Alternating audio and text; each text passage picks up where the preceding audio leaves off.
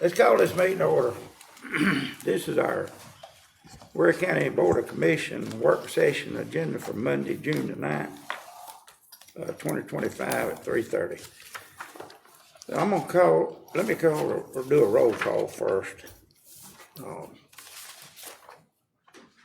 Mr. Burris. Present. Mr. Tyndall. Here. Mr. Lucas. Present. Mr. Cox. Here. Cheers.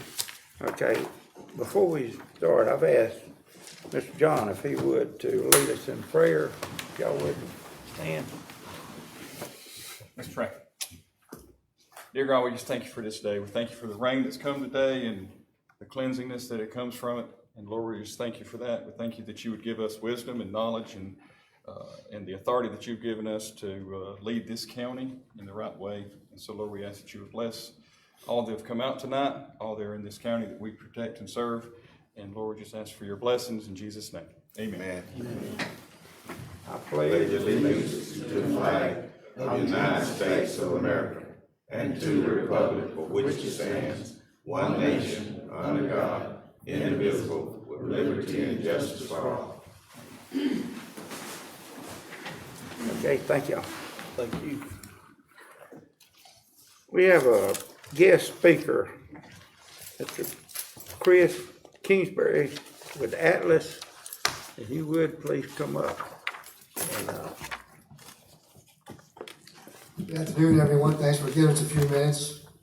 Will Murphy's here with us from our Jessup office, who works with the DOT, and we've got some, talking to Mr. Schubert, some concerns. We might be able to work with you all on some local projects to help short-term local detours while the US 1 bridge was under construction. Will's filled me in. Looks like the final plans are in. Maybe September letting. What it's looking like right now. In 3 years of construction. Probably. Yeah. 19 trains a day on average, and 30 minutes before and after a train you can't work, so it's a lot of hours lost, about 8 hours a day they figure. You won't be able to work with the trains. Will said, in the prairie, you said you haven't had much rain down here. Should have sent some from Atlanta. We had 19 straight days in May. Sent back our resurfacing contracts for the major metro counties. We've got several hundred miles under contract. We're way behind because every day it rained, couldn't pave, and it took another day for the water to run off and quit raining. So it's going to be a busy summer if it dries out. Yes, sir. Real quickly, we've got a quick update for you on the comprehensive plan. And we brought down, we'll leave them in the conference room, 2 big plots of, one is, we'll go through them in a minute, but we're getting to the end of the process here. Let's see if this fancy thing works. There you go. We got the handouts, we've done the outreach, I was telling you folks, we've gotten almost as many responses from local folks on the website and Ware than we get with some of the bigger counties in Metro Atlanta. So we've done the outreach, almost through the final CTP draft. We're leaving you some big drawings of the bypass alignments around town. And some of the interesting things, I think we've gotten almost 70 survey responses now. So this was put together a week or two ago. You know, folks online, most everybody's got the same concerns no matter where we work. Fixed potholes, well, that really becomes a maintenance item, and it's just whack-a-mole sometimes to keep up with. But bike and walking lanes, that's in the urban areas, there are some concerns that there's not enough of that, you say downtown Waycross especially. This is a joint city-county plan, so we've added some of those as short-term projects. Some people asked about roundabouts, and there are some places in town that traffic circles may be a way to solve problems. They do 2 things for us, if you all haven't been through one recently. They really do alleviate or minimize the severity of accidents. So if there's 4-way intersections or 4-way stops or intersections with a high number of accidents per year, where they're T-bone accidents, the roundabouts may not eliminate all the accidents, but they're much less severe. And typically what we find is people are a little scary of them, unfamiliar with them when they're first put in. But after about the first 6 months to a year, the complaints go down and people get used to it. So there's a few of those we're going to propose in the long-range plan. And obviously, everybody wants to see the bypass. So there's some new tools GDOT has, which is kind of interesting. with cell phone data and cameras and with satellite data, it's pretty amazing how accurate we are working with GDOT on where the big bottlenecks are in town. So the top 10 show you the intersections and the average hours a day that people are trapped. So some of them stand out, 12 hours, 2 hours, 3 hours. And the average length of the backup can be anywhere from a tenth of a mile to a quarter mile to a half mile. So some of those longer delays, obviously, trains are involved, but the bypass should help in the long term as built in phases, eliminate some of those bottlenecks. And the other types of projects are the CTP. GDOT wants to know that you're looking at all of the alternatives. So it'll have a section for intersection improvements, roadway improvements. Some of those might be just things like turn lanes, or restriping projects. There's a number of sidewalks that don't connect in town.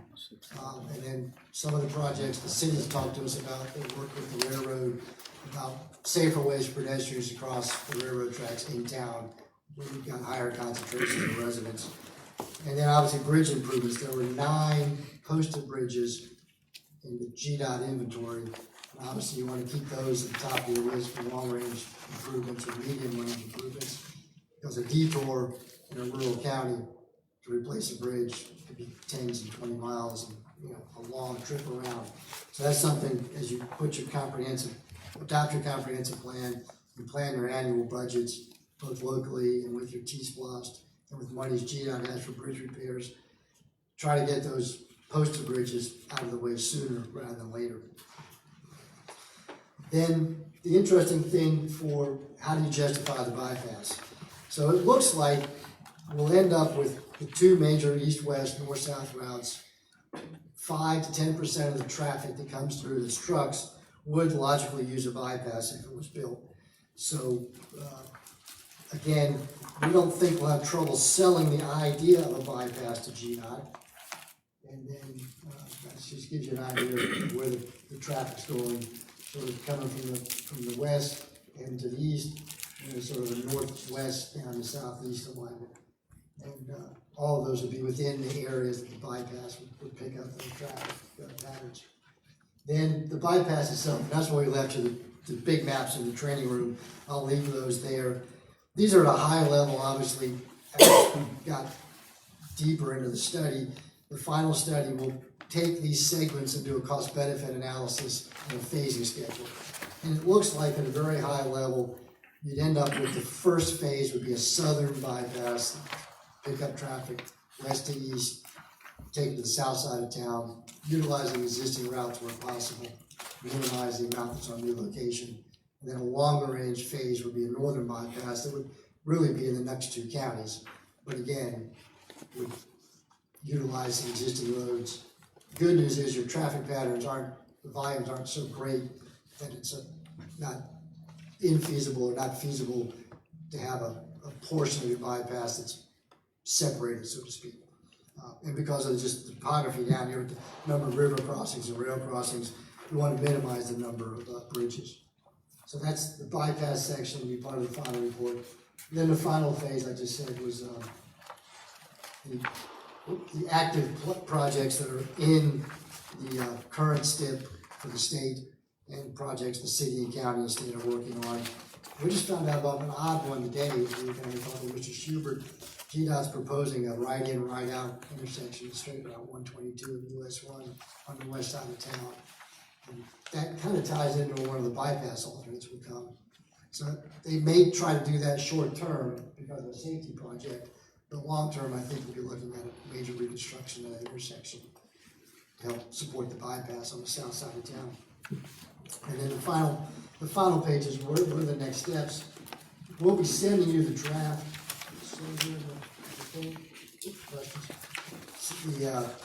The draft to adopt to send to GDOT probably within the next 30 days, and that'll include the bypass feasibility report. And we expect the regional commission has to review it, GDOT has to review it, so you get comments back and adopt a final plan sometime this summer. So that's where we're at. Questions? Will's got to go back to Jessup, but I'm spending the afternoon here. I've got to go up to McDuffie County in the morning, so I'm gonna spend the night in beautiful downtown Waycross. Okay, Mr. Chair, I got one. okay.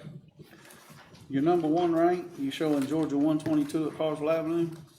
That was a 6 hour and 40-minute average daily duration wait period. So that's, what that does, it's kind of, that could happen multiple, it adds up all the delays over time. So that just tells us that there's frequently congestion at that intersection. It's kind of an odd, they used to That's do an odd levels of location, service. yeah. Yeah. So there's no red light there.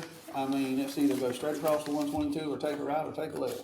So what that data is capturing is there are periods of time, cross traffic's heavy, people waiting a long time to make a left turn probably, or they can't get across, there's traffic backed up behind them. It may only be a few cars, but in a rural area, That's a what few cars waiting a long time triggers Does that something Yeah. to be looked at. I kinda wish we'd go back to the old ABC, level of service, but they kinda like this cumulative delay.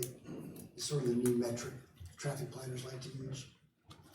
As I said, I'll be here the rest of the afternoon, and we'll be sending you a draft report in about a month. All right. Appreciate it. Any of y'all got any questions for him? Y'all got anything for What him? was the last time we did this, comprehensive plan, was it what, 20 years ago? About 20 years ago? It's been over 15 since you did a comprehensive transportation plan, and there's a section we'll recommend your comprehensive plan, I think, is coming up for the 5-year update, either this year or next year. May of 26.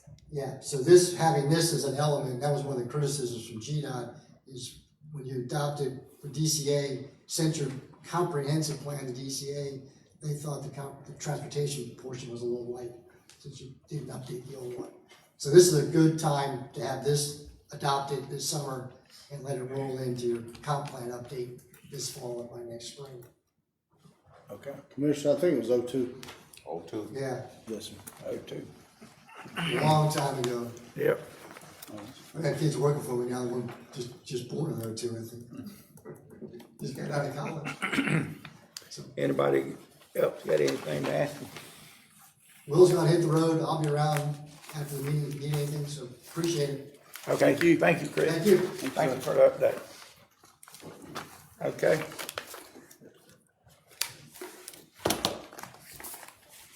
Mr. Ruben Byer, we got Ware County Development Authority. Thank you, Mr. Chairman. Commission, good afternoon. County manager said I've got 2 minutes. I'm gonna use 2 minutes and 30 seconds to try to push through all of this. But, just wanted to go ahead and kind of give y'all kind of an update of where we are, because it's been a while since we've done it. Got several of you that are new to the commission. So starting off, the Ware County Development Authority is one of 12 constitutional development authorities in the state of Georgia. We were enabled by amendment to the state constitution in 1955, and our responsibility is created for the purpose of developing and promoting for public good and general welfare, industry, agriculture, commerce, natural resources, and vocational training, and the making of long-range plans for the coordination of such development, promotion, and expansion within its territorial limits. So I say that because that comes straight from our enabling legislation. We're more than just bringing industry to the county. So why does this matter? Because number one, we create jobs. Number two, we expand the tax base. We improve the quality of life. We encourage business retention and expansion, and we strengthen our community resilience in Waycross and Ware County. So I've given you a report of Ware County. Okay, in this report, you're gonna see that I compared data because we always get compared with Douglas and Coffee County and what they're doing and what we're not.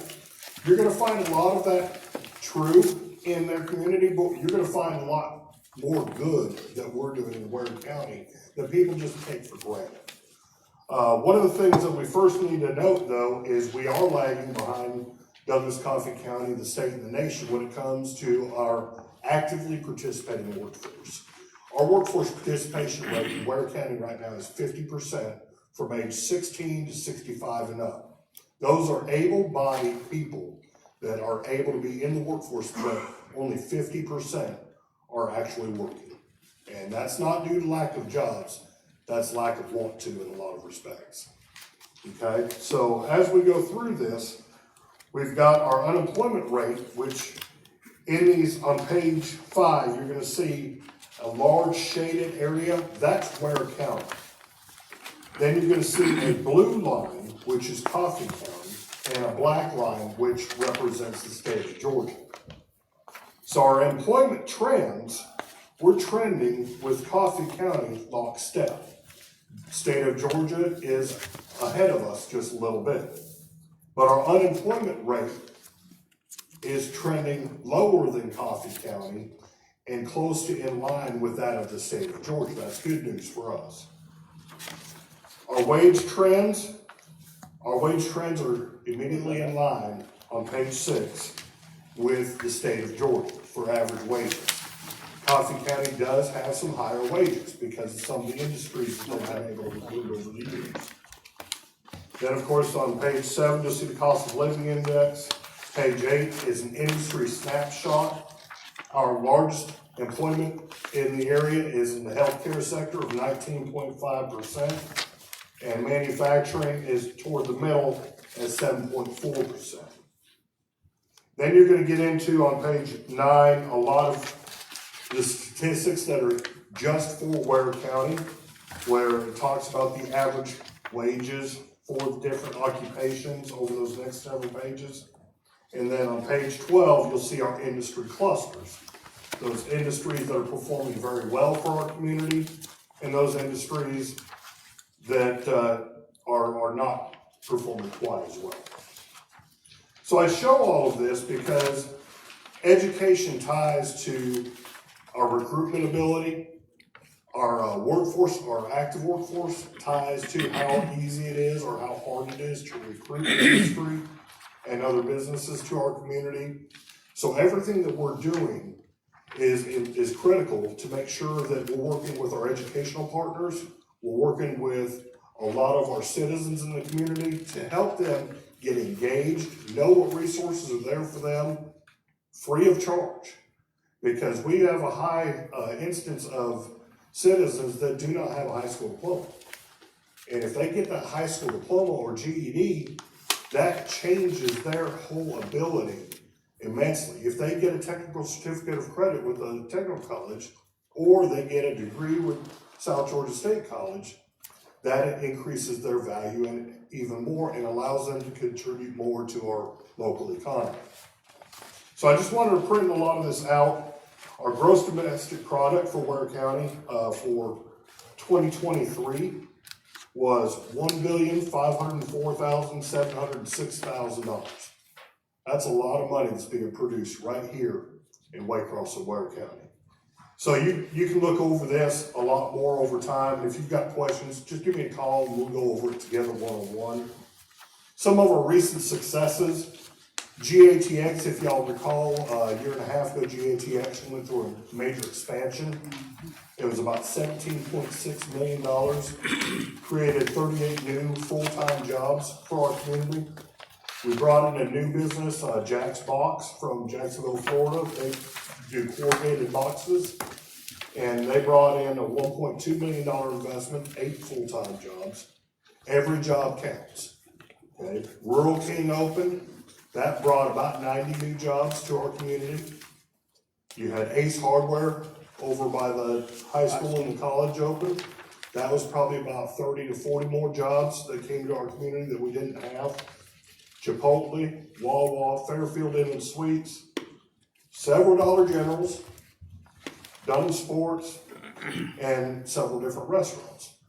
All of these add to the revenue generation base for our citizens. They also they add to the sales tax collections for our community. So it benefits the county and the city as a whole. Challenges we face, as mentioned, are workforce development needs. We've got to engage those who are capable and able to work. We're not talking about those that are truly disabled and cannot work. We've got to reduce poverty. through education and workforce training. We've got to improve our housing, so we'll get to retain people in the county instead of them living outside the county and commuting in and going home. Infrastructure improvements, which we just heard, which also includes land clearing, adding utilities to our available sites, making sure our sites are grad ready, so the state will look at us more heavily for development. And then we need to make sure that we're building expandable facility, because right now, one of the greatest things I'm hearing when it comes to the multiple business and industries I'm working with that are looking for locations, we have a lack of buildings. They're looking for starting as low as 50,000 square feet, but the average right now is 100,000 square feet. They're looking into that is close to move-in ready as possible. And then we also have limited funding for business incentives and expansion assistance. Now, let me go ahead and say that business incentives today are not like they used to be. Used to be the counties would give away the farm. We don't do that anymore. We have a team incentive structure that's based on jobs, based on wages, and is based on capital investment. So we're just not giving away taxpayer money just to give it away. We definitely use it for a strong recruitment tool. So some of the impacts of our work, of course, we mentioned the GATX expansion. We've got a lot of other things behind the scenes that are taking place right now that we cannot mention right now because they're not ready to be released. The companies will let us know when we can go ahead and tell their story on that. Workforce development, Waycross Ware County was awarded the Economic Development Partnership through Ware County Schools last year, and that was a direct culmination with several of our industries in the school system, where now we have our teachers going into the industries and learning what it takes and how they can incorporate those jobs of our local industry in the classroom. And so a lot of these educators have really learned some eye-opening ways that they can change the curriculum in the classroom. And then, of course, infrastructure improvements. We just had the land clearing on the first 75 acres of Gus Carl Parkway across from the high school and Terminal Sports Complex, where we added water and sewer lines. That was about a $1.2 million project. We're clearing the remaining 91 acres, which is going to be about $284,000. We'll go ahead and do a drainage study on that property, put some retention ponds in, and grow that area, hopefully for retail and commercial development very quickly. And then, of course, we had land acquisition when CF Rail could no longer compete with GATX. They decided to sell their property. The Development Authority was able to purchase that, and we're actively recruiting for that site. We get several hits on that site quite often. And land acquisition of 40 acres on Scapple Road. Then we're looking to see what we can do with that. So with that being said, just wanted to go ahead and give you a brief update. I know you've got a lot on your agenda today, but I'll answer any questions that you have. Okay, y'all got any questions for me? Well, You got any? oh, not so much a question, I just wanna commend, the Development Authority under the leadership of Jason for what they're trying to do, and, I just don't know, as far as the county and the city, can we be of more help? And I know everybody's trying to get money now, but to try to, to help move things along a little faster for you all. I will say this, a spec building right now, I was just talking to Commissioner Tyndall about that. Our neighbors, Douglas County County, are building a 56,000 square foot spec building right now. This is their third spec building they've built in the last 5 or 6 years. And they've been able to locate somebody in those buildings pretty quick. That building costs $2.4 million, okay? Fortunately, the county has provided us $1 million over this 6-year SPLOST that we could use for something like that. And then under our current funding cycle from the city and the county, to build that equivalent building would take us probably about 30 years to pay off. To build an equivalent spec building because of the funding of where we're at. Because $1 billion for 6 years plus $200,000 a year. And you also have to take care of our utilities on the properties, the salaries, and all of the other overhead expenses just to operate. So there is that in there as well. So funding is definitely a challenge. I'm working on getting some more reports and ways that we can better fund economic development. So, because we're not just competing against Pierce County, Douglas, Coffee County, Brandon County, we're competing globally. And when you're competing globally, you know, whoever has everything ready to go and has the workforce is going to win in that game. So we do have some opportunity for improvement. So, and it will take some money, because just to expand rail in our industrial park is gonna take us $10 million minimum. To go ahead and make sure our sites are shovel ready and have all of the requirements checked off for grad certification will probably take us about $5 to $6 million. We have done a wetland study last year, and that's good for 5 years, and it has to be renewed. But the Army Corps of Engineers will come in and determine what's wetland and what's not, what can you build on, what can't you. If you've got some wetland areas, then you have an opportunity to buy wetland credits. The last price I heard was about $25,000 per acre to buy credits so you can actually build the land. So, any other questions? How far have we come along on that big project? I mean, you spoke about several times, already been in the paper and. That project, I have no further updates at this time. I did try to reach out to them about 3 weeks ago, and I have not got a response. But they haven't went nowhere else yet. No, they have not. We have any prospects on the Simmons building? We get looks, probably 6 to 8 prospects a month on that building. The challenge with that building is its current configuration. A lot of the companies need to remove some of the supports, and in order to do so, it's an extreme expense because they're not wide enough span. It was built for a mattress plant, and so some of the other industries that have needed a building of that size need a freer span. And so the only way to do that is to re-engineer. You have to pour bigger footers, use larger support beams, things like that. So that's some of the challenges with that building, is trying to find the fit and then also making sure that it can fit the budget of the company. A lot of the companies that are looking at it are new startups that just don't have that kind of funding right now. Okay, any more? Appreciate Thank you, Jim. everything. Okay, thank you. Thank you, Mr. Jason.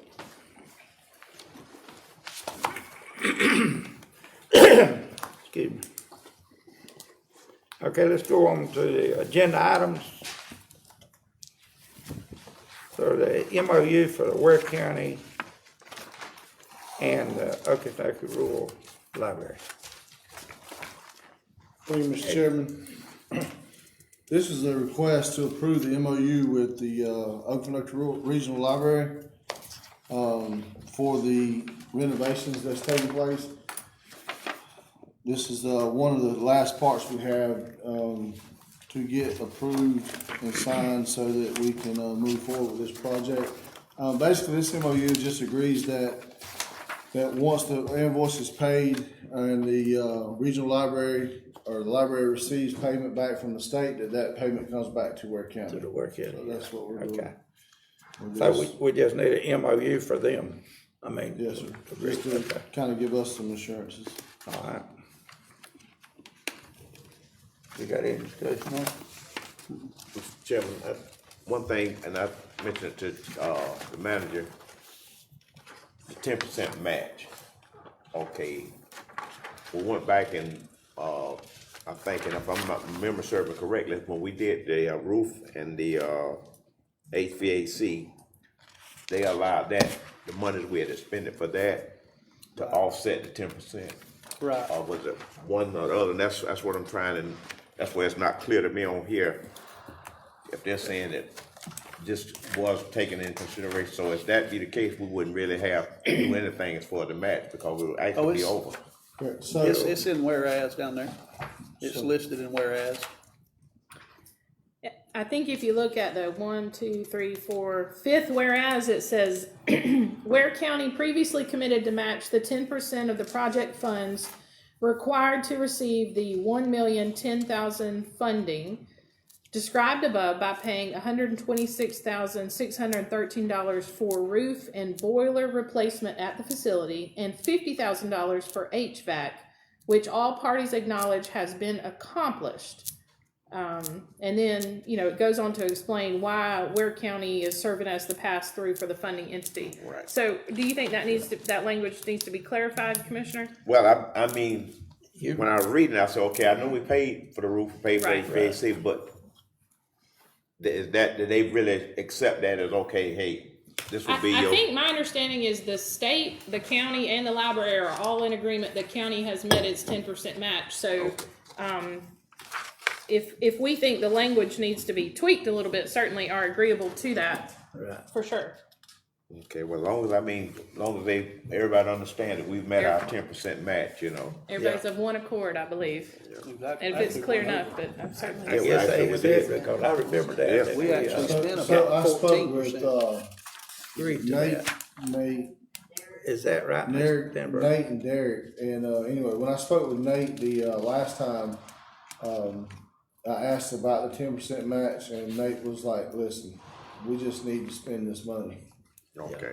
So I feel like that there may be some, I feel like that they're in agreement with that, or Nate is, that he was the finance guy with the library system, or the state.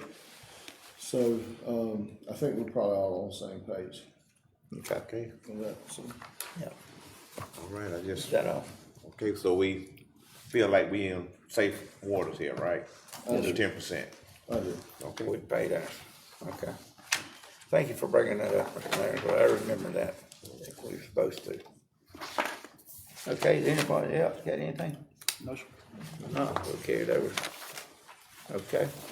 Let's go to approve the contract with Craft Development for the library renovation. So this, Mr. Chairman, this is the contract with the, craft development. It's a, typical, AI architectural contract. So it's a contract with them for the completion of the work at the, library. Okay.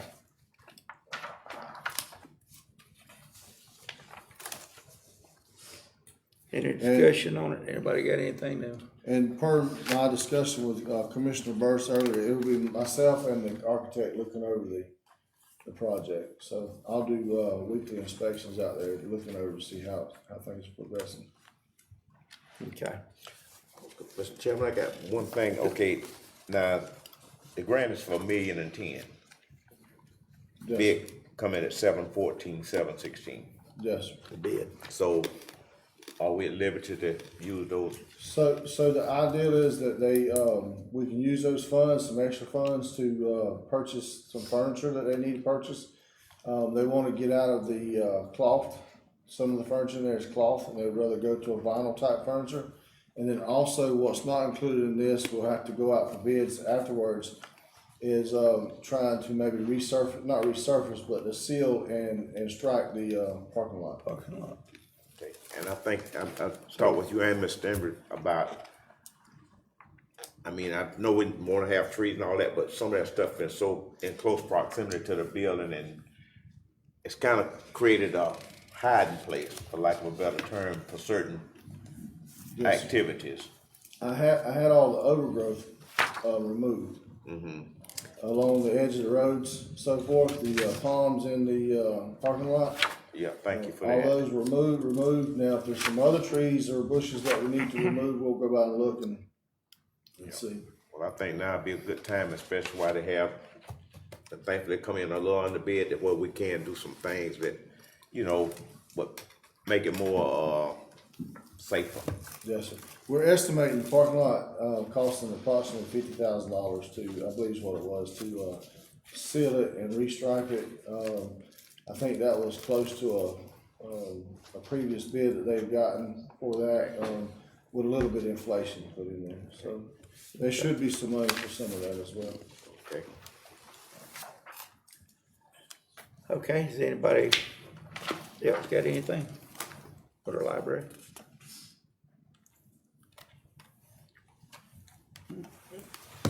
I got one question, Mr. Campbell. I have some calls about the Wi-Fi. Is that thing available on the outside at nighttime? It is, it's available. It is. Is that, have you heard anything about that? Yeah, I mean, we used to use their Wi-Fi all the time when we was at the parking lot.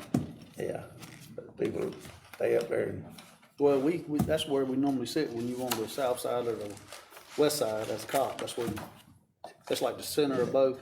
legal, everybody, some of them ask me, is that, can anybody go up there and use Wi-Fi at night like that? Just plug into the wall? No, they don't plug into the wall nowhere. No, it's, Oh, there's not? no. They Somebody don't said plug there in was to plug-ins nothing. up there. No, it's Wi-Fi. And they've either, we got, like, when I was a cop, an employee gave me the password, so. So they So can't, everybody- I guess they charge in their phone or something there. They're not doing that, are they? No, they don't charge nothing on the phone. Uh, Y'all get No. no extra charge for pedestrians or like cops or whatever sitting in the parking lot using y'all's internet. I mean, that's Okay. only on Wi-Fi though. The price of it don't go up for that or nothing. So you have, Mr. Chairman, you have unlimited. I don't understand what they calling me and telling me that. I don't know. They're using But they the talk about internet is what homeless they're or getting something, at. people using it. And there may be, but you have you'll have an unlimited data plan for your Wi-Fi. Yeah. So, so It it don't wouldn't hurt be 'em. any additional cost. Right.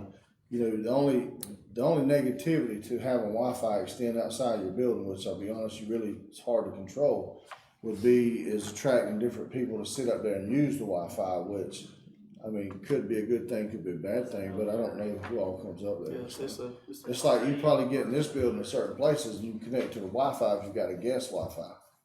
I mean, and I'll be honest with you, you know, if Spencer or Miss Steinbridge was actually to pull in to just a barrier, I mean, you can actually do that with the Wi-Fi. Spencer knows that. You can pull it in a little bit. If they do that, then cops are gonna find another place at 2:00 in the morning to go sit on their Wi-Fi. So you're gonna take cops away from the library, you're gonna take them away from that downtown area, the Flash, or Circle K now, that gets robbed all the time on 520. I mean, that's the whole reason we use it as a cover to sit. Because if you wanted to surprise the armed robber or whatever, me and Benji Hersey rode up on that store being robbed right when we pulled up. You know, I mean, that's why cops sit there, because of the Wi-Fi, because it's a quick reaction to those areas that have fall victim to that kind of stuff. I think Spencer knew that too, so. I mean, It's already marked no loitering at night. Right. They pretty heavily police it, so I mean, there's always a cop or deputy sitting at that place, always. usually. Okay. All right, anything else? If not, we'll move on. Okay. I'm gonna turn it over to co-chair, cause this here is, then with Thrift Brothers. So But you got it back. this C approved contract with, so I'm gonna let Mr. Berry, if you would, take it over, Chair. This is approved for Item. a Hofstadter contract with Thrift Brothers for dirt street paving of Pascal Road, McDonald Road, Cornelius Road, and Griffin Road. Thank you, Vice Chairman.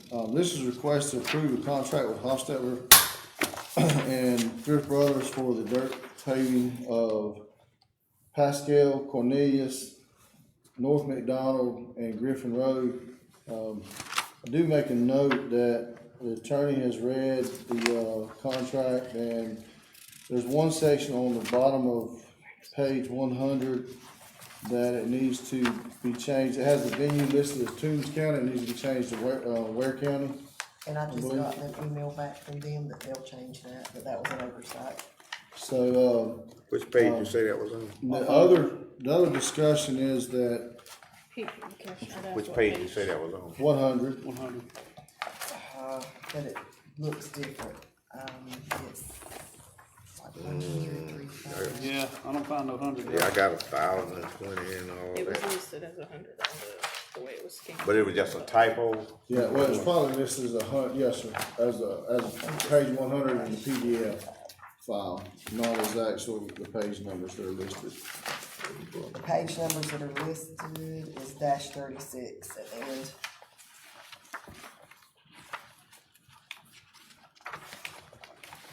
Very close to the back. That's 36. Yes, sir, at the bottom of the page, it's 01000-36. And which one is that? O? O at the very bottom, and it's that next to the last sentence, Superior Court of Toombs County. And I had emailed the girl, and she has emailed me back, I just checked it, and she said that was supposed to say Ware County, that was an oversight, she apologized, and they'll fix it. So instead, it should be submitted to the Superior Court of Ware County. Right, Instead it'll of say Toombs Ware County. instead of Toombs.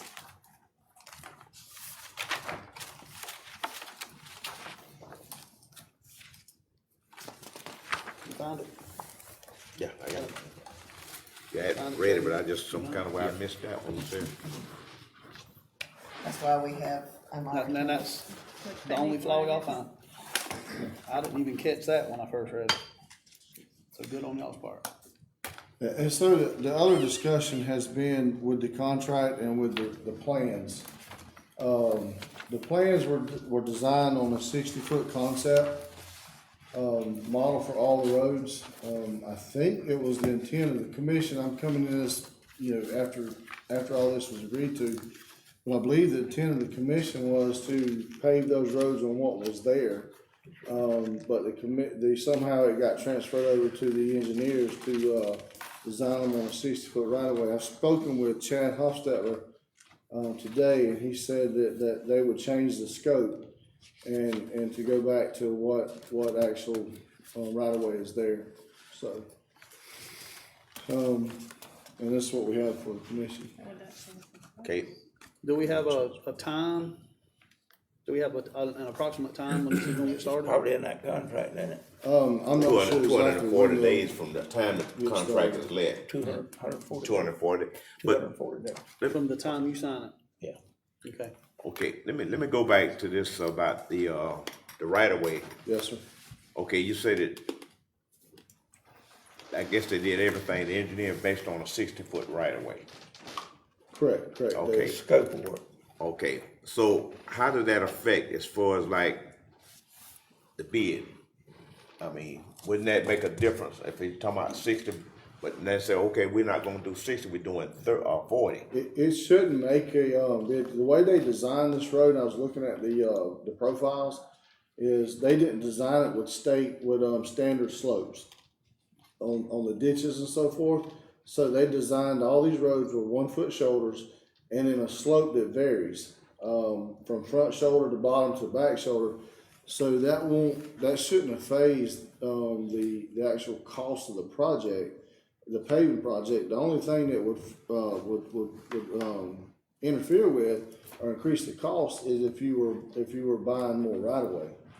Okay. And then if you were digging those ditches out bigger, then it could potentially, increase the cost, but So are we gonna be digging the ditches out big?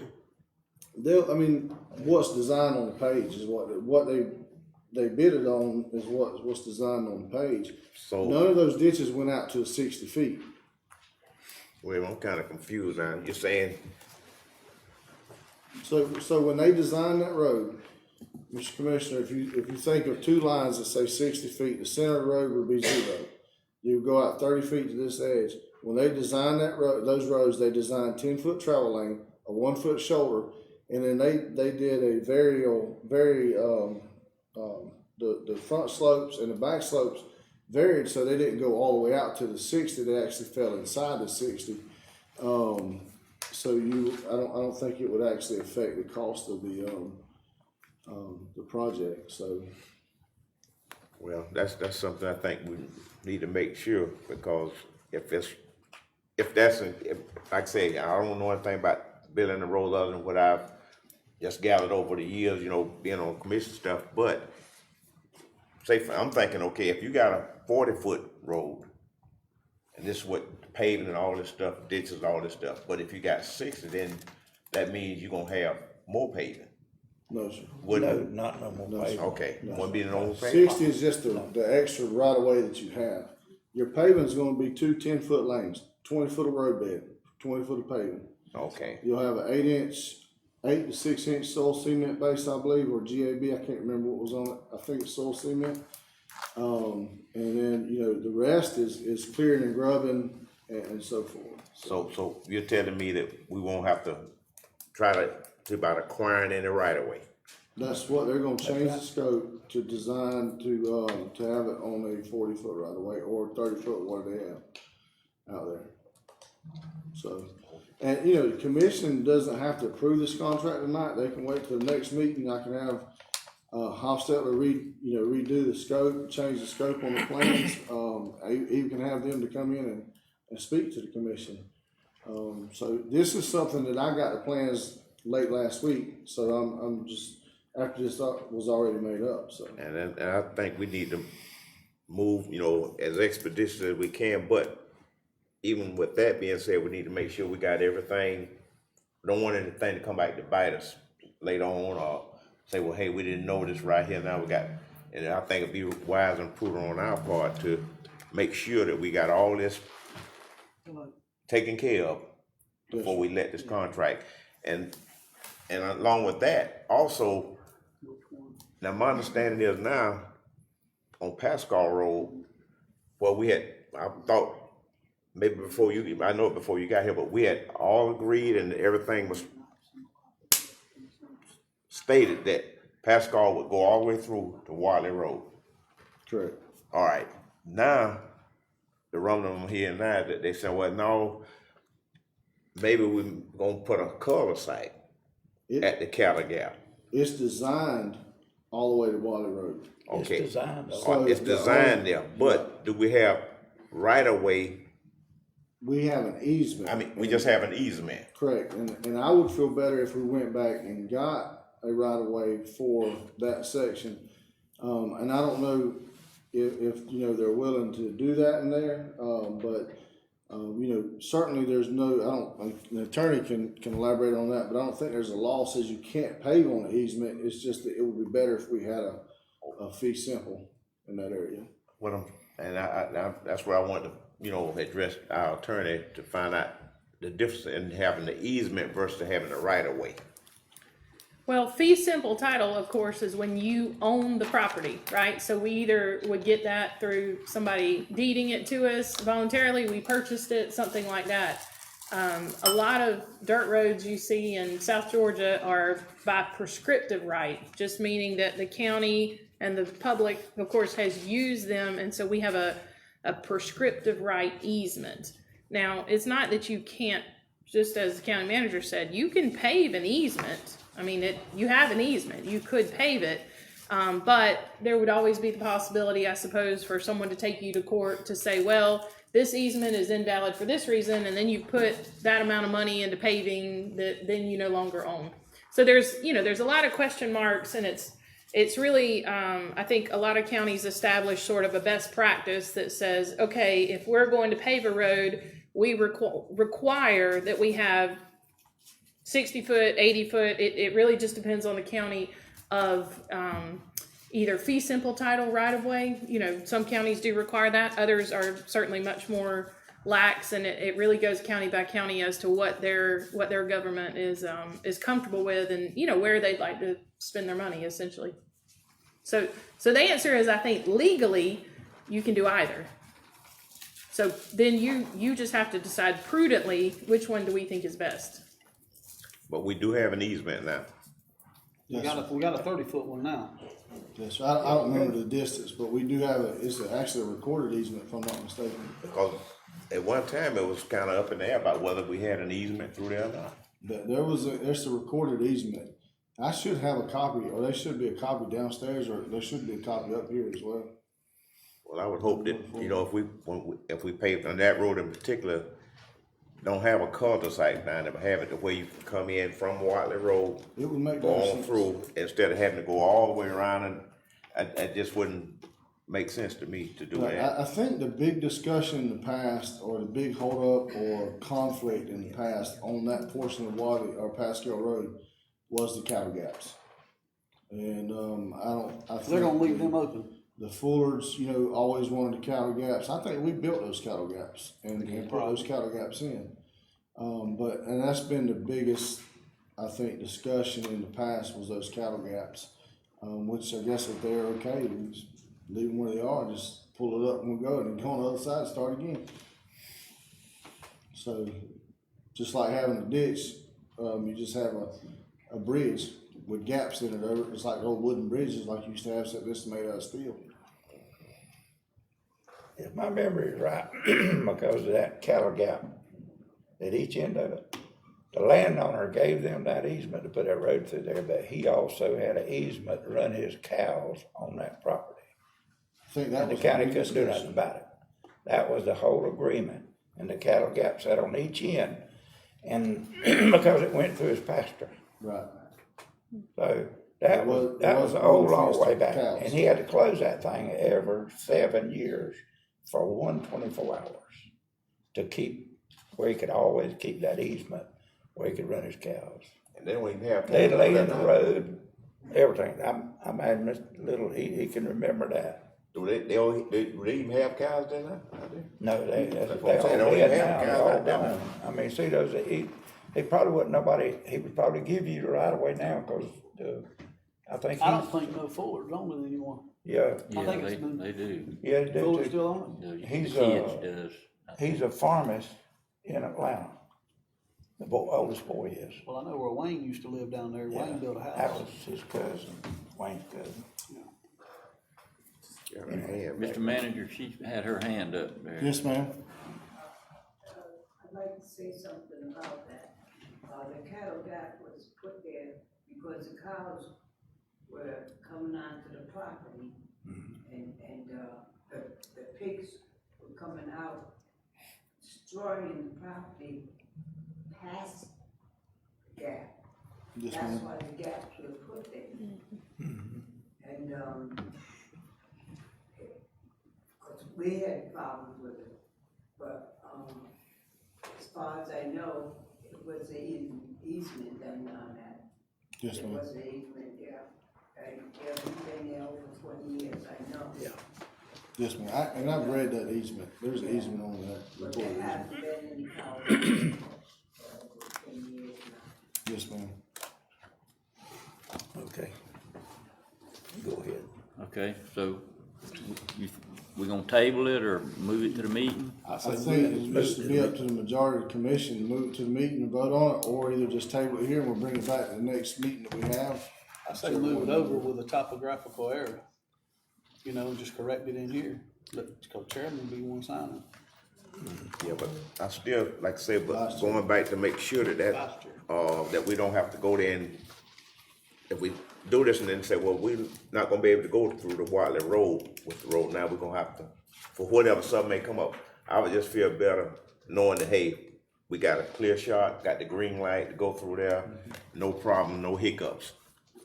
Rather than do it and then come back, now you got to kind of go in reverse, you know.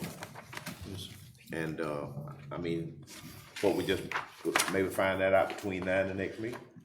What do you have time between now and the regular meeting? We can find out after this meeting, after the work session, and see what we vote. Yeah, during the break.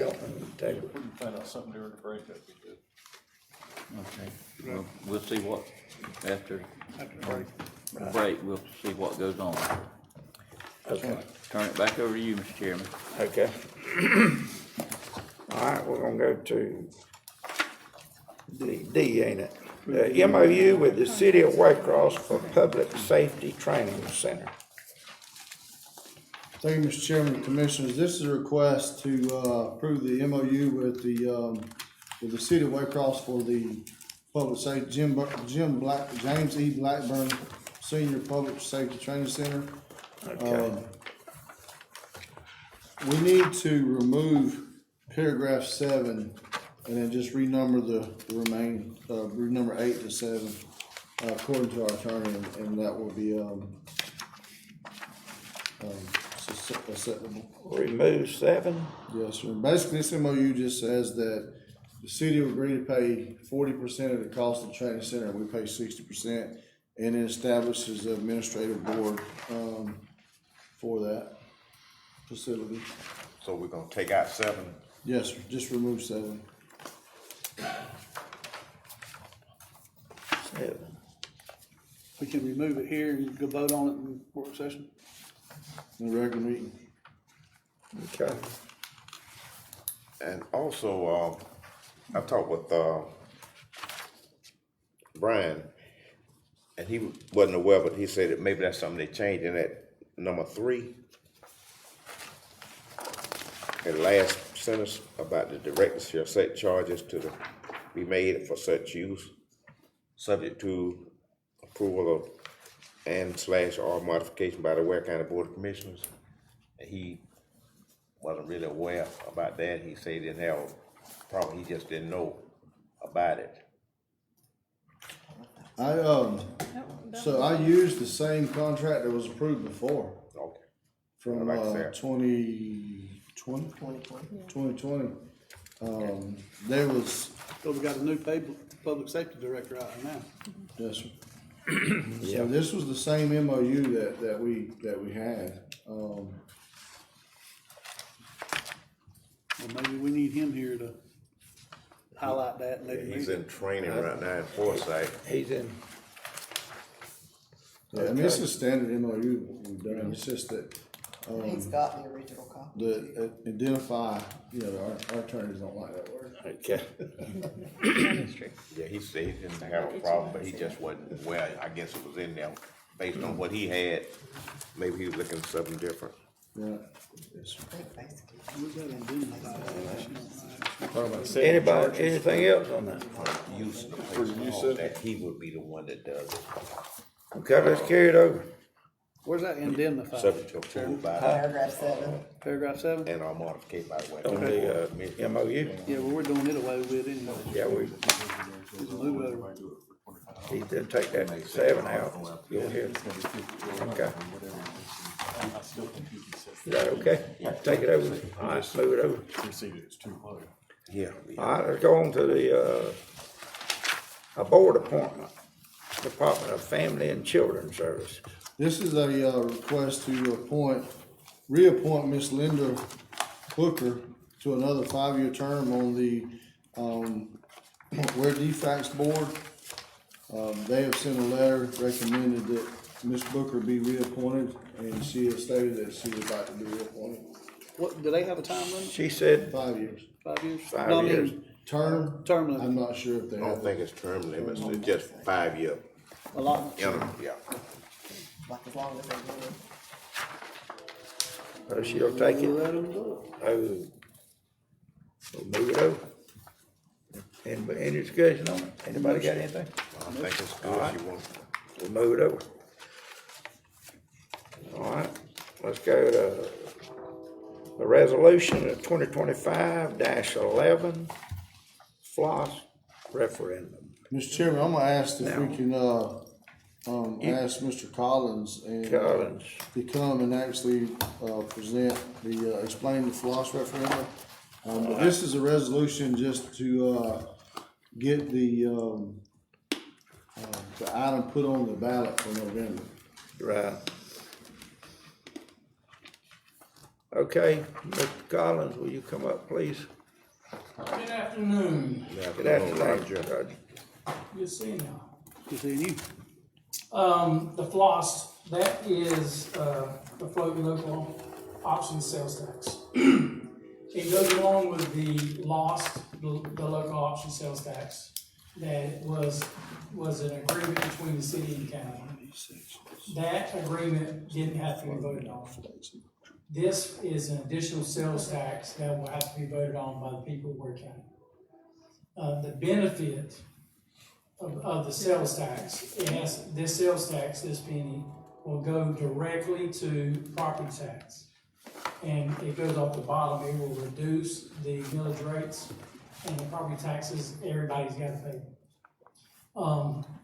I handed out before the meeting, I handed out each one of you 2 property taxes, your homes and just some other, property that you own. And we go through them, and just all these numbers, everything, this is all open records, it's public knowledge, so there's nothing that when I say, Chairman, your tax was X amount of dollars, that's not a confidential stuff. So, I'm gonna go first on the chairman, 4315 Griffin Road, that's your home. Your gross tax, this is 24, and this is 24, your gross tax was $1,993. After a reduction of $310.91 due to the local option sales tax, that penny, you paid $1,682.09. If this floss was in 24, because these are the numbers I have, you would have an additional reduction of $310.91. Your tax bill would have been $1,371.18. So the credits that you see, the reduction that you see on those tax bills, you times 2. And you take that off the gross, and that would be your actual tax bill. Your 3810 Needham Road, the gross was $2163.91. You paid $1826.37. With this penny, this extra penny, it would have been $1488.79. Commissioner Lucas, on Lejeune, your gross was $2,952.92. You paid $2492.26. That was $460.66. That was reduced on the loss. If this floss was in, you would have that included for another $460.60. I'll get it in a minute. Your bill would have been $2,031.60. Okay. Your 603 East Blackshear, your gross was $355.61. You paid $317.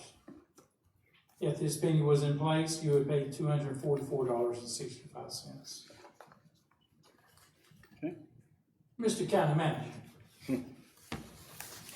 You know, 168 Stetson, 1882.42, 1588.76 is what you paid. That was a $293.66 reduction. You would have another one, that would be $1,295.10 instead of $1588. And I can go through everybody's, but if you look at your tax bills, you'll see the credits. And if you're in the city, yours, you get double, you get more money. Okay. 1108 Toomer, $2,756.65. That was your gross. You paid $1,975.98. That was $780.67 reduction. If this was in place, you would only have paid $1,975.98. That's because you're getting the benefit of the county and the city. So if you live in Ware County, or and actually, this reduction is off of every tax bill, commercial, industrial, real personal property. You get the reduction. The companies get this reduction, and they'll save even more money. And if they're in the city, they're going to get the county savings and the city savings. The total taxes that for the county, on the county side, that I had to do the loss rollback, was $5,356,139.09 last year. So if you multiply that by 2, that's $10,712,278.18. That would come off of tax bills. And it's strictly for tax bills. So it can't be used for, you say, well, we're going to use that to buy patrol cars or fire trucks or anything like that, or pave roads. This is money out of the general fund. That's where the tax bills go. So that will strictly come from the taxes.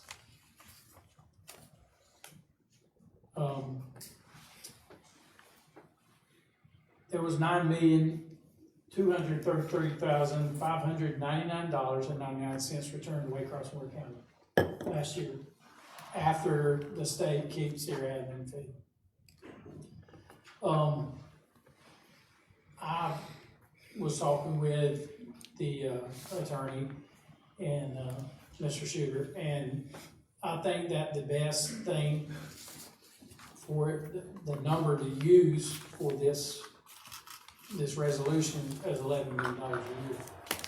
Because every year, our sales tax is increasing. Every year. When it was 9 cents and everybody was complaining about everybody leaving town and going that 1 cent increased every year. They didn't leave. Some people wanna leave, spend more money in gas, and then they come back and they realize they didn't have it. But that is strictly going to lower the millage rate. The millage rate last year is 11.736. The loss rollback was 4.757. So that was off the top. And so you take that 4.757, if this loss was in place in last year, y'all's millage rate would have been 6.979 instead of the 11.736. And the cities, it was 8.748. If this was in place in the city's millage rate would have been 0.623. So it's a savings to everybody on property tax. And I've just been playing around with different numbers and all that stuff, and for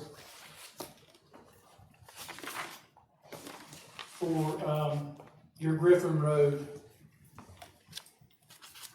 for that $310.91, that was the 1 cent off of $31,091.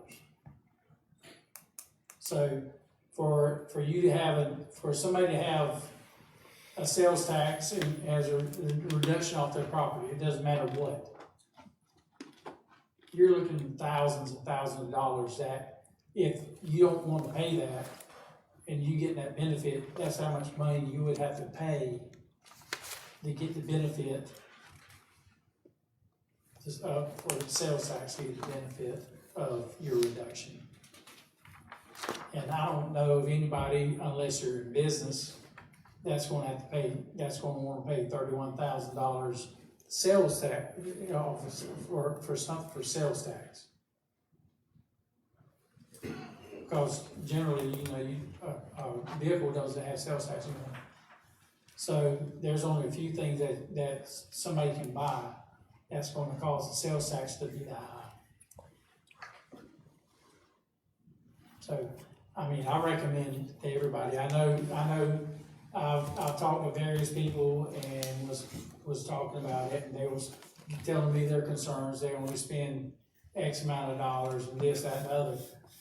But your taxes are going to be paid by a lot of people that come in from out of county. And it's going to help every business, every person that is in Ware County. Every person, every tax bill.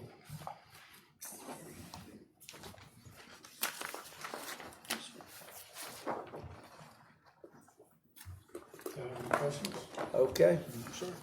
Roger, okay, and appreciate you, explaining that, on this floss. Now, what we're entertaining now is a resolution to put it on the ballot for November the 4th. Yeah. Okay.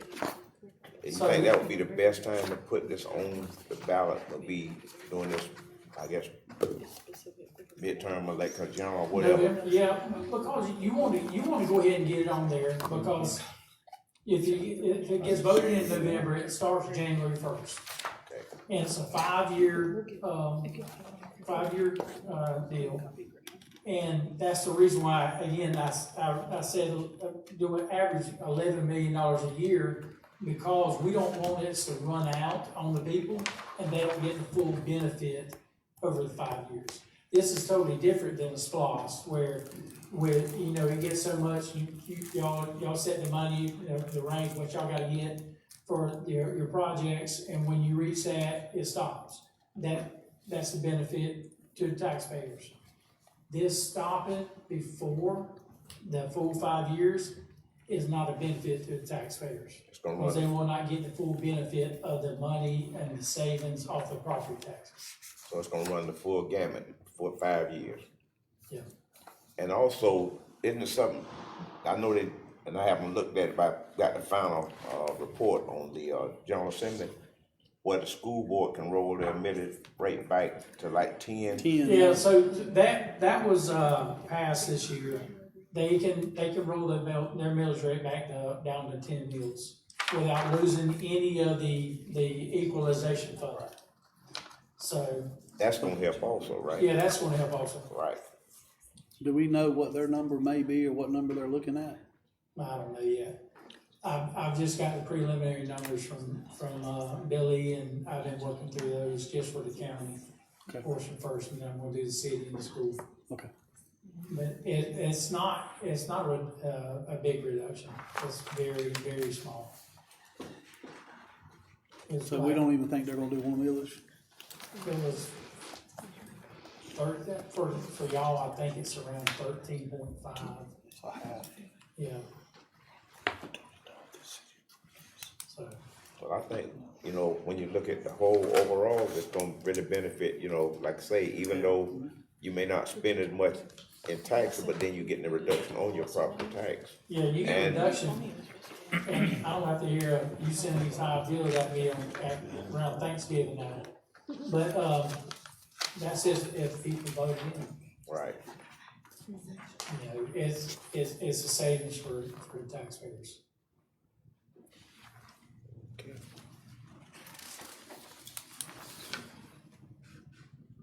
Any more, Chair?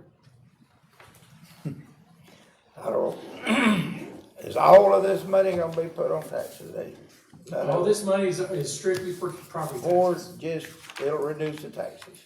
Yep. Can't be reduction none of of it taxes. used for anything. Nothing else. Nothing, it would just go straight, that money General will fund. come in and it comes off the tax bill, and it goes into the general fund.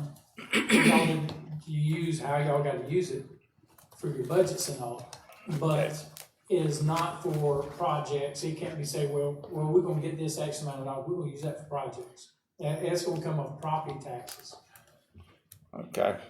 Then at the end of this thing, in 5 years, we have to vote it back in again. Yes, you have to vote Or back in. either you lose it, Yeah, yes, sir. and then everybody gonna say, boy, y'all raised my tax. Yep.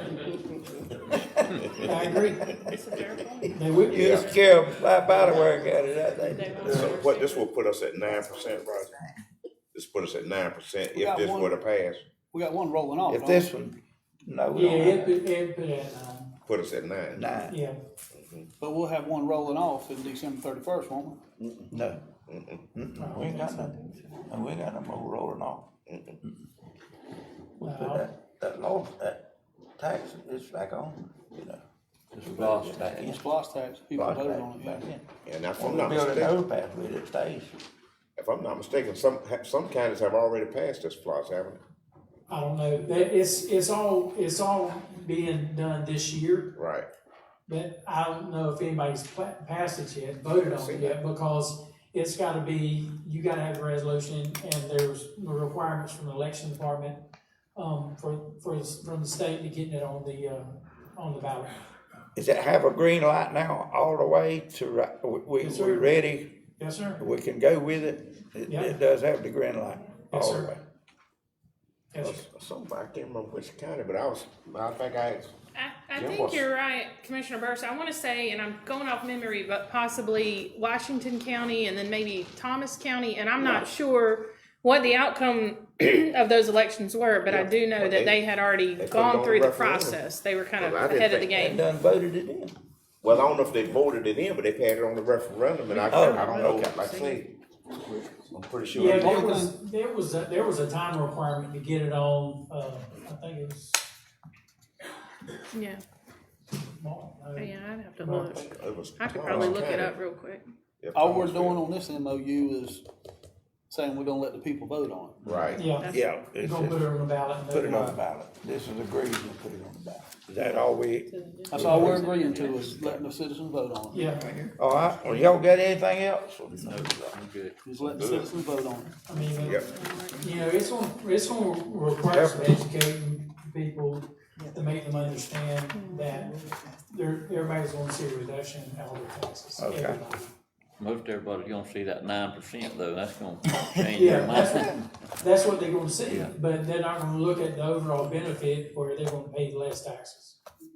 And I've told everybody that calls me, Mr. Roger, I've told them all to call Mr. Billy, not you. Well, I told him no, but I told him to call both of them. Call both of them. He's hiding, but- Call both of them. I said Roger's the tax collector, Billy is the tax administrator. Yeah, but when it comes to this, it's all me. It's all me. Okay, I'm good with it. Roger, we People vote on appreciate it. you coming and explaining it to us, and we thank you. And when do I want to talk about trees? Y'all got any more questions for Yes. you? You can go ahead and do trees now. Yes. I want to talk to y'all about Trees Act. About what? The Trees Act. This is different, Mr. Chairman, this is just, Oh, on the, okay, Your taxes are so, going up on your tax, trees. taxes timber on- tax, This is HB 223. yeah. Representative Burchett is the one, he was an author of this and a sponsor. And, I have been working with the Department of Revenue, the Georgia Forestry Commission, and ACCG on the implementation of the Trees Act. And What house bill, Roger? 223, 223. yeah, and it's on the handout. I've got the handout. So that was the, Right here.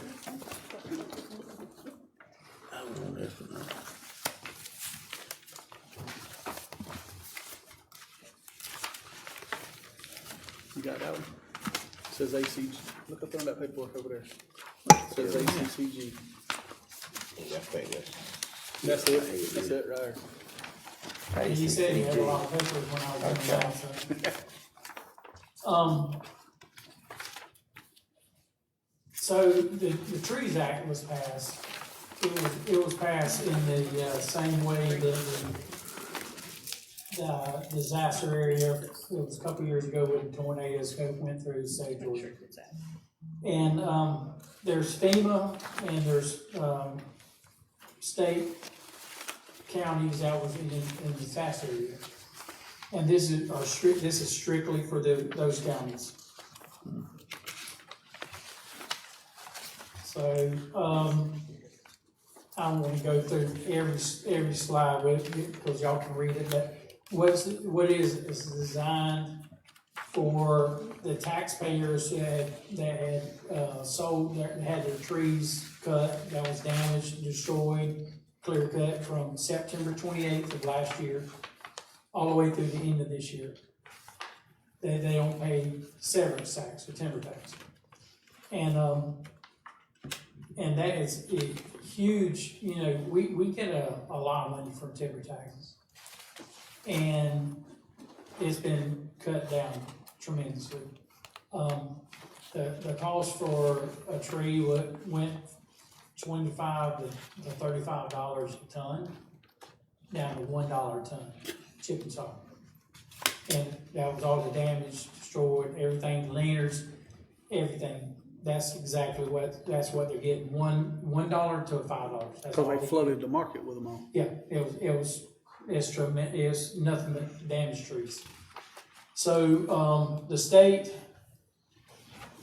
came up with this House bill, and there's a $17.3 million grant that they have, and what they done was they took all the counties that were in the disaster area, they took the average of the last 3 years, 21, 22, and 23, of the timber taxes, and they got that they came up with that figure. So what will happen is, if y'all agree to the resolution, and the resolution, the attorney asked me the day actually when they was going to get the resolution, it actually got posted today. They got that. If you appoint me, the tax commissioner, as the county government authority's point of contact, and I gotta go talk to the school board to get them to do the same thing in their resolution. The taxpayer, when they request a refund, they only have to submit the one application instead of having to submit two.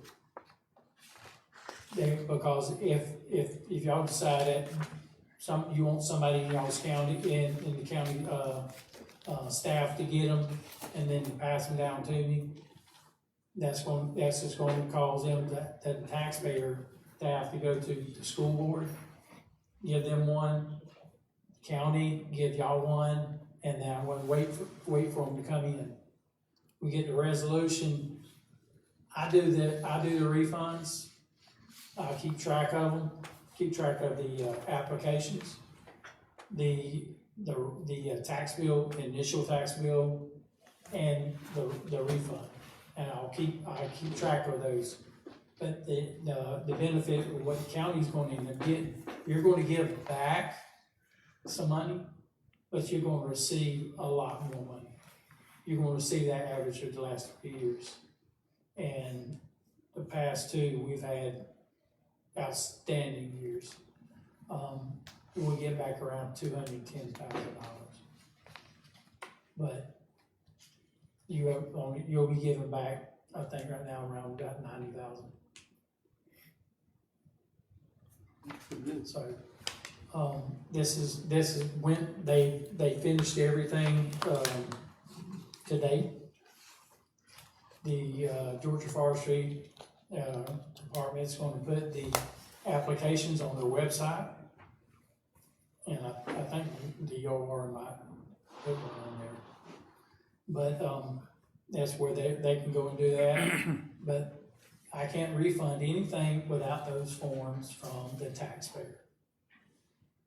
It's not, you know, there's been a lot of talk on social media about they passed it and looking for a refund. They're not gonna get, nobody's gonna get a refund until they request it and they have a form properly filled out and requested. And we can document every refund, we're gonna make sure that there was a tax. Okay. It'll work in the benefit, the county's benefit. The grant will come probably in March or April of next year, because it's gonna go all the way through December. And then they have 45 days to turn in the fourth quarter reports for the tax bills at the end of the year. So it'll be February before I can get all those. And now the state will end up issuing the grant. Okay. Roger, on that floss, the city has to sign off on that too? The lots? Floss, Oh, yes, sir. okay. Yeah, y'all have to have an agreement before y'all can Yeah, place we that got, on. next one is the city. Item G is the agreement between the city, between the county and the city. Okay, Yeah, So we just haven't made that far yet. The city. yeah. okay. So y'all have to agree to that, to Okay, the yeah. split, percentage split and all like that. Okay. Before it can be placed on the ballot. Right. Okay. Mr. Any Chairman, other questions? Y'all have any more for Mr. I don't have anything for Roger, but on the resolution, it says flexible. It does, we caught that, thank you, and I think it says it 3 places, I'm not Yes. sure how that happened, but thank you, we will get that fixed before. Fixed on mine. Good reading. I have mine to make. Good reading. That's on which one? On the resolution, on the res. Okay. Supposed to be floating, and it says flexible. typo. Is it We'll get that flexible? fixed before Okay, tonight's flexible meeting. law, flexible local sales tax. Yeah. We got this flexible. Okay. Let's carry that over then. Is that, anybody else got anything on it before we carry it? All right, let's go to the next. Okay, this is intergovernmental agreement with the city of Waycross for the floss referendum. Mr. Chairman and Commissioners, this is just an agreement between the city and Waycross. It's a typical agreement for the floss, and it has 8 sections. Those sections defines the amounts for each government, the use of the tax, the time period collected, and the ballot language. And it's all in there for you to review. So the city, so this will be on a 5842, right? Same thing as lost. Same lost thing is. as referendum, so. Well, we done that lost the last time to give the city 2 extra percent. Yeah. We voted on that then to give them 2 extra percent. This It's supposed to is, be 60/40. this is based, well, and if Roger's still here, this is numbers that were run, it is based on the taxes last year assessed by these governmental entities. And that's 58/42. Yeah, whatever. So, Yeah, that's what it was, I think it was. Yeah.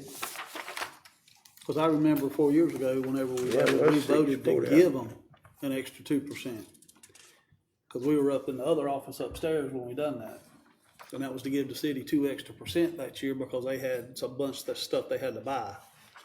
And I'm the one that tried to push it with Steve was still here and Jerry was still here for the city to get that. Yeah, I don't.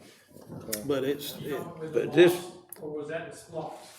that was all of them, that one year. I think that was the loss, I believe. No, the lost was, a 10-year, so it was a 10-year agreement that was just done, I think 23. They just got, redone in 23. And I think that was 60/40. The lost initially was, when I first came in, they were working out. Lost is 48/52, Okay. and SPOS is 60/40. So when I first came into lost, the thing was 44.5 to 55.5. That was the initial loss in 2013. So it may have come out to where it was 60/40, y'all read that, I don't know about the negotiations afterwards.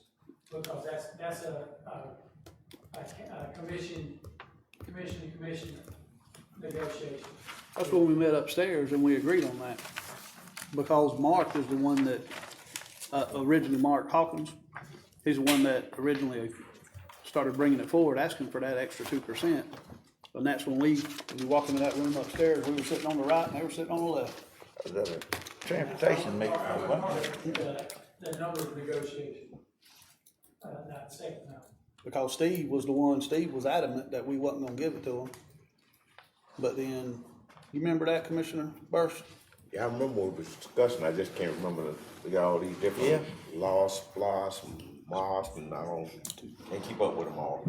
I'm just not for, yeah, I don't remember which one. I don't wanna do give remember more the than discussion. we should give. But I do again, know- these numbers don't have anything related to any negotiations or anything that was done before. These numbers are solely based on what taxes were assessed by the governmental entities last year, and those are numbers that came directly from Roger's office, so. It should have been based on Well, population. that's based on the lost numbers. It should have been based on population. That's what all the numbers are based, the percentage is population in the county and city. That's what all these numbers Not are for supposed to be this. based on. Not for The this. the SPOS is based on population, which is 60/40. The lost is based on negotiations that happened, Right. 10 years ago for different services the city and the county performed. For example, back when they gave up 2%, the city gave up 2%, and the county took over the city jail. Right. Library, I was recreation, on- whatever. Yeah, that's right. So that's where your loss comes from. Right. All right, if we're in a new negotiation for it, is this a new loss? that we're No, voting this on? is the floss. The Now, this loss is was a put in flop. 23. It Floating. was renegotiated 23. The So that loss lasts is for 10 years, 10 years. 10 years. okay? local option sales tax is the loss. This is a floating local option sales tax. So this is something totally new, and this will only run for 5 years. Well, why wasn't it generated off of population? It was because it serves the same purpose as the loss, so it was generated the same as the loss was generated. A 48-52 split. And it is explained a little further, like the calculations in section 1 of the intergovernmental agreement. It goes through just explaining that you've got the 55 million, that it's allocated based on percentages about the amount of the 2024 property tax levy of the governmental entities, and then it goes through what the estimated amounts are for those two, if that's helpful to see it. Roger, does still- this percentage be, more per household in the city than it would be on the county? Well, there's always more money in the city than the county because there's two, they receive the city and the counties. So they'll get probably a Because better, they're getting the bill for the county, they're getting the bill for the city. So they get, each one has a city, has a sales tax rollback. so they'll roll back. But Roger, you remember when we voted that in 2023, we voted to give the city 2 extra % right up there in that room because we were negotiating with the city. And that was on the lost. And we agreed as a commission body, that's when Steve and Jerry were still here, to give the city 2 extra % because they had extra spending that year because they had went in the hole the year before. We gave that extra 2% to last for 5 years. So if this is coming based off, if the one you're giving us today is the lost, based off of what the other one generated, 5842, then that's not correct, I don't believe. I don't believe that would be correct because we voted on it upstairs for it to last a certain amount of time. It need to be 60-40. It should be 60-40. Because we were giving it to them for that one time frame, and then we're gonna take it back away. And that was what was in the intergovernmental agreement? That's what we were upstairs. We met Okay. upstairs Yeah, with I the read- city. I read. I mean, do we have that in writing? Yeah, that's what we voted on up there. Okay, It's in the minutes and everything. okay, well, if that's, Were you at that meeting? We had to have you at that meeting upstairs. I was there. Yeah. You know, I don't propose to remember all the numbers for the different counties I attend. So as far as the numbers themselves, you know, I can't speak to the actual numbers. All I speak to is what we're trying to base it on, and the tax commissioner can give us whatever that number is. If it's 60-40, fine with me. But we're trying to base it on, the percentages are based on the 2024 property tax levy of these governmental entities. To your point, that may be 60-40. I'm not sure what that is over here. So the breakdown of the loss is 58-42. 58 county, 42 city. That's the breakdown with the taxes. Now, the meetings that you're referring to, I was not part of that. I was a part of the initial, the sit down, explain to everybody what the loss was and all the stuff, the very first meeting. And after that, that's negotiation between the city and the county. Well, I don't understand because. But it's, I will say, it's a 10-year, Right. 10-year, and we can't change it during the collection. You can't change the thing, and I understand that. But if we're doing an extra tax that's based off of a tax that's already been voted on, that should go off of the population, not based off of another tax at bill.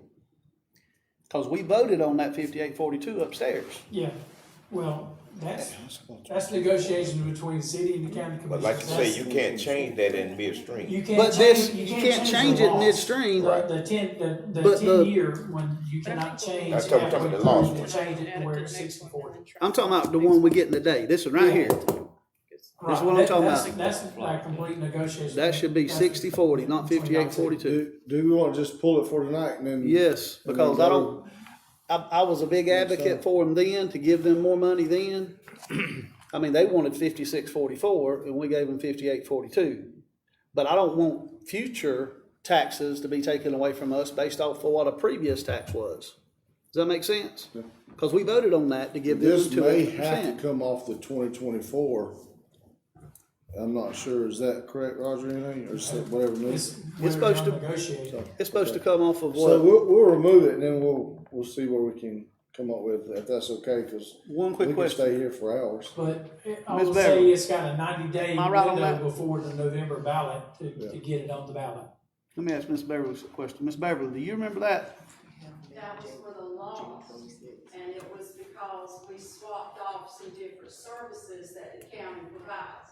We provide all the 911 services for city and county, and that's paid from our lost money from the property tax. And we gave them that 2% that year because of everything that they had to pay, but that was only supposed to be for that one tax for the amount of time that it went. But that's for loss for 10 years. Right. That's not But- what he's talking about. That should be based off of the actual digest. Which is for the city 60-40, and county. which is 60-40. The digest is 60-40. I don't know. That's what all our other taxes are based off of, is 60-40. The lost we put in to give the Is city that right? 2 Is extra it percent. 60/40? Or we need to look that up? I can look it up Yeah, on the let's look that taxes up. bill. I mean, I can do that, if y'all wanna do that or whatever. I can do a population. Okay. I can get those numbers. Can we do it before the regular meeting? Can you find out? What time's regular meeting? We'll move it over. We'll move it over. We'll move this over instead of. We still got some more way to go in the work session. Okay, the regular meeting is to be at 5:30. Yeah. Probably 5:30 or so. Yeah, I can get it. Huh? I can get But it. you understand what I'm saying, Roger? I mean, I understand what you're saying, but I'm just saying that those numbers, they're negotiation numbers, it's done between the two commissions, so just whatever y'all, if y'all And we want had- to go as we far had as the negotiated loss, with them. what the loss is, that's 58.42. but that stays that way. We voted on that and that stays there for 10 years. Yeah, but I'm saying that if y'all want to vote that way for the floss, agree to that split, that's 58.42. 60/40. If you want 60/40, I want it 60/40. I want everything from here on out to be on population, based off population. They're gonna get that other one regardless for however much longer it lasts. that's gonna last until 2034. 2033. 2733. This is the last year of it. So I mean, they still got good time left on it, and that's millions by itself that they're gonna get. I just don't wanna give them, you know, that 58.42 on every one we do when the digest is 60/40. Yeah. It might even be 61-39 by now, who knows? Cause I know there's a slew of people moved into the county than there is in the city. Our roads are looking bad and their roads are looking great. We paved 3 of their roads last year. We paved 3 of them for them. I'm gonna have to disagree with the roads looking great. I'm talking about the city compared to the county. I'm talking about the ones I'm coming in on now. You coming out the county though, you live way out in Boondock. Yeah, I take pay roads So- all the way in. Are we removing it? We got a 90-day window, or are we gonna just try and change those percentages? And We're gonna change the percentage and vote on it work If session. we vote on it, we won't vote In on it regular this session. week. Is that the consensus? Unless we of the can change it. commission, what we wanna do? You wanna change it? But let's see if we can find out between now and time for the meeting. Well, that's what I would like for Roger to go and find out, Find and then we out. can move from that. And then we'll move. Because right now, we just speculate. Right. Okay, let's do that, Roger. Okay, appreciate it. All right, let's carry it over. Let's go on. 8. A purchase request for ADG software license upgrade. Who's this from? So, Mr. Chairman and Commissioners, this is a request to purchase the electronic requisition software for ADG. We currently use ADG in the commission office. And I'll ask Beverly in a few minutes to come up and explain exactly what all it does. They went through the tutorials. And the other side of this is to purchase, ADG, permit and business license code enforcement system. That way that, we'll all be on the, same, purchase or software, I'm sorry. And, they've all looked at tutorial. You know, the initial cost is high in the planning and codes, department. Though it has a recurring cost of $7,000, the annual license and software support. Currently the planning and codes we're paying $12,362 a year for the license and the software support. So it'll be a savings there. It's just the initial cost is expensive for, which it's like that with any software. I think A few years ago, I looked at trying to, look at the possibility of Beverly and I of flipping, turning the county, planning codes over to ADG. And at that point, it was like $30,000 maybe, 35, now it's 54, for just those. But it's 3 different softwares, and I spoke with Carlos about the funding, IT, and we can use the IT funds out of the SPOS, some of those to purchase this software. He says it wouldn't interfere with anything that he has planned. Okay. So Beverly, I don't know if Beverly wants to come up and. Anybody got anything on it? Well, I know we've been doing a lot of this here upgrades and stuff, you know, I mean, even I think Carlos, he got something that he's redoing a whole bunch of stuff, right? Right. He is.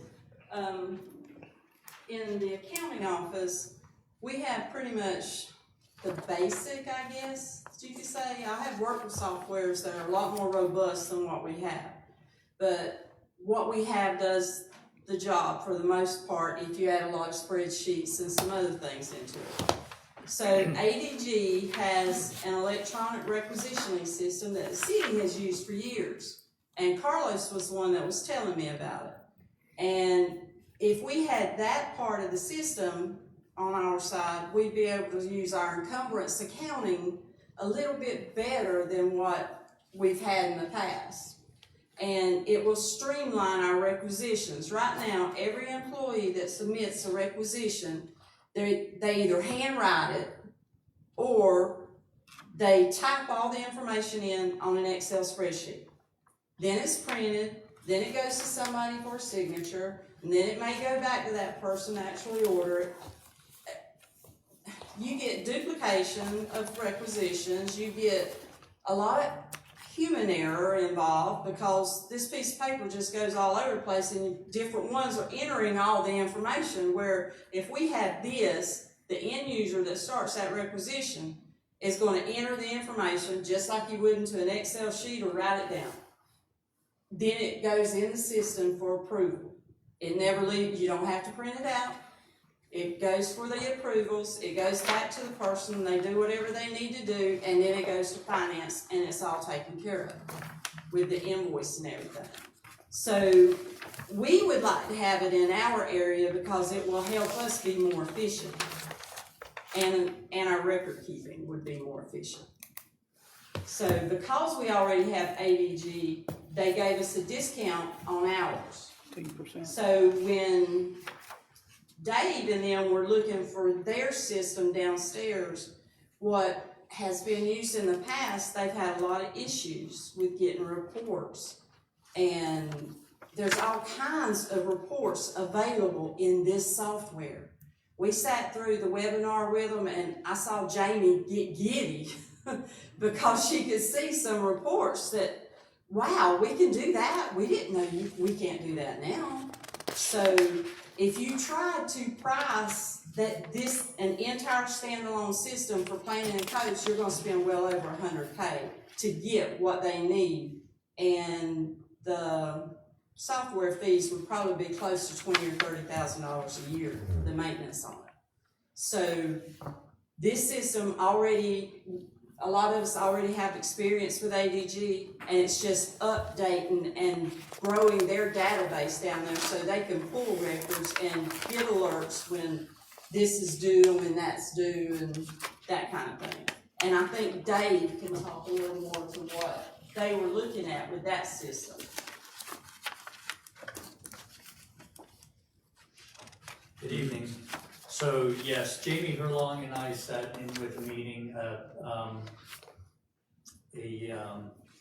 I believe it was over Zoom, with Beverly on this ADG software to look at the code side of it and the licensing side. And we found that in just watching it, it would streamline, not only streamline, but it would also improve efficiency and reduce the number of errors within our current process. With iWorks, even though it's a software package, there's a lot of manual labor that goes in behind it, and in both tracking, billing, and then getting the transferring the funds from downstairs to upstairs to the accounting. With ADG, it would automate these processes. It would give us better visibility on the business licensings and renewals, both incomes and delinquencies, as well as the alcohol license. It does also come in where we could, on the permitting system, it would streamline that. It would allow us better visibility, and we could actually get pretty granular in that we'd be able to even track the contractor's license, so we know when a contractor's license is about ready to expire, and we can notify them, or have the software automatically email that contractor saying, hey, your state license is about ready to expire, you need to take this into account and make sure you renew it. Well, you're thinking, why would that be an issue? Well, there are some instances where a licensed contractor is required through construction, and we just recently had a situation where we learned that the contractor was 5 years out of license, and had not renewed at that time. So in a sense, he was doing the work without a license, which in this particular case could have caused quite a bit of chaos and prevent the business from moving forward to opening up. You know, fortunately, it was brought to our attention. We caught it, and we're able to rectify the situation and have the client get a new contractor in place, licensed contractor, to finish the job. So we can get that granular with it. It'll also automatically send out renewal notices for alcohol license and for business license, and have all the documentation attached. Now with that, we wouldn't just use that portion, we'd still send out the business license by mail as well, because we have a fair number of folks that, you know, very rarely check their email, and we want to ensure that they get their business license application in, you know, at the appropriate time. We found recently several delinquencies in the business license, which we have contacted those companies. So we've had an influx of you know, that revenue coming back into the county.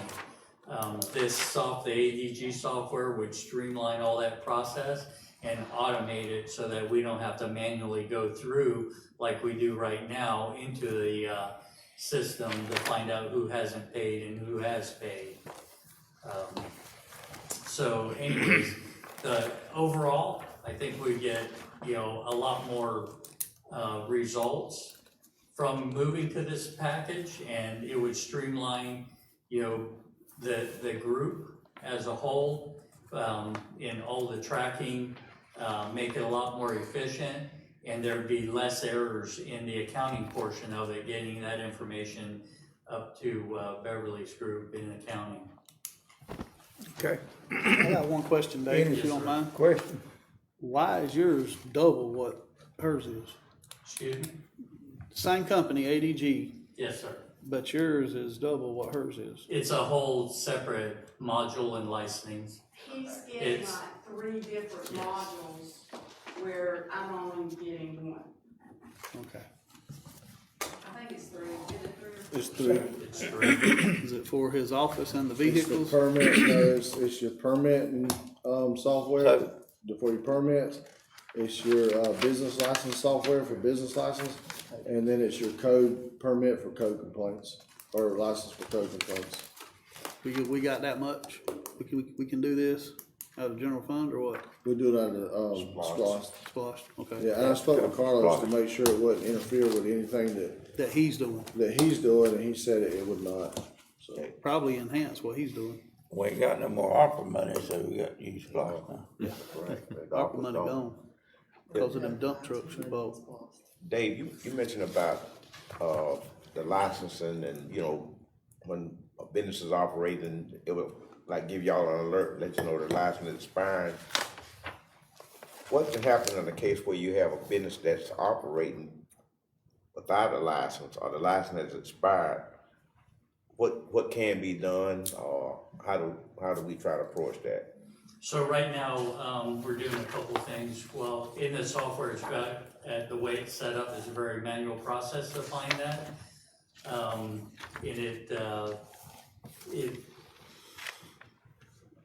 a lot of it came out when we were cleaning up the license database, and we saw that. That's how manual it is. Going with ADG, it would automate that process, and it would not only alert us that, hey, these businesses are delinquent, but it also sends an email to that particular business, the contact at that business. So it would actually throw red flags, whereas right now it's a manual process. As far as what we can do with it, so we've been making a lot of phone calls, or the women downstairs have been making a lot of phone calls to get these delinquent companies up to current, and most of them are receptive on that phone call. So I think it's that first piece of just reaching out to the companies to let them know that, hey, you need to renew your license. And most, like I said, it seems like 95% of them are receptive, and just for some reason they either didn't get the mail or they misplaced it or something to where it was out of mind. But that us reaching out to them brought it back up to their mind. They took care of it right away. We do have several that I'm actually going to be working with our attorney to go in and enforce that. And the other thing is we're looking at the different code sections in that to see how we may be able to change it to make it even more, the codes, the county ordinances, to make it a little more enforceable, to give us a little more teeth in it. Well, this system would help you alleviate some of that, Yes, sir. Right. Yes, sir. Okay. Very good. Thank you, Mr. So the Davis. total amount Appreciate it. would be, what, Was it 54? 54,000? 54,000, yes, sir. 54,750 But that's for 3 of those, 3 of them. where Beverly's only getting 1. He gets one, He gets 1, and and then the code the 2 people down in the office get 1. enforcement. Yeah, it's all for codes. And the biggest expense is setting those up. It's a lot of work, because they have to take every bit of the data that's in there, convert it, and put it back into the new system, so you won't lose records. So that's your biggest, one of your biggest expenses. When we tried to get away from iWorks several years ago, before we went to iWorks, was with Intergov, and they wanted $38,000 just to update to the cloud system. But we're getting by with it. What we're doing right now is just, We're instead getting of by. a roll-up window, we want one of the spool us. You're losing We're revenue. losing revenue. We're losing You're revenue. losing revenue by not tracking that information. So it's pretty much like a antiquated system we own right now versus. Well, just like, I'll give you an example, they did an update to the system, a while back, and they took and changed every one of the business licenses to active. So that's why we have somebody down there now. Which created more work for that department. I had Dave, had the intern down there that we've had to actually go through the license database and straighten those out and get the license database back accurate. So, And this does it automatically. there's not a lot of quality control in the iWorks system. But to answer your question, do they get along with it? Yeah, they get along with it. It's very cumbersome. Right. And for example, every month I have to pull a report for the Census Bureau.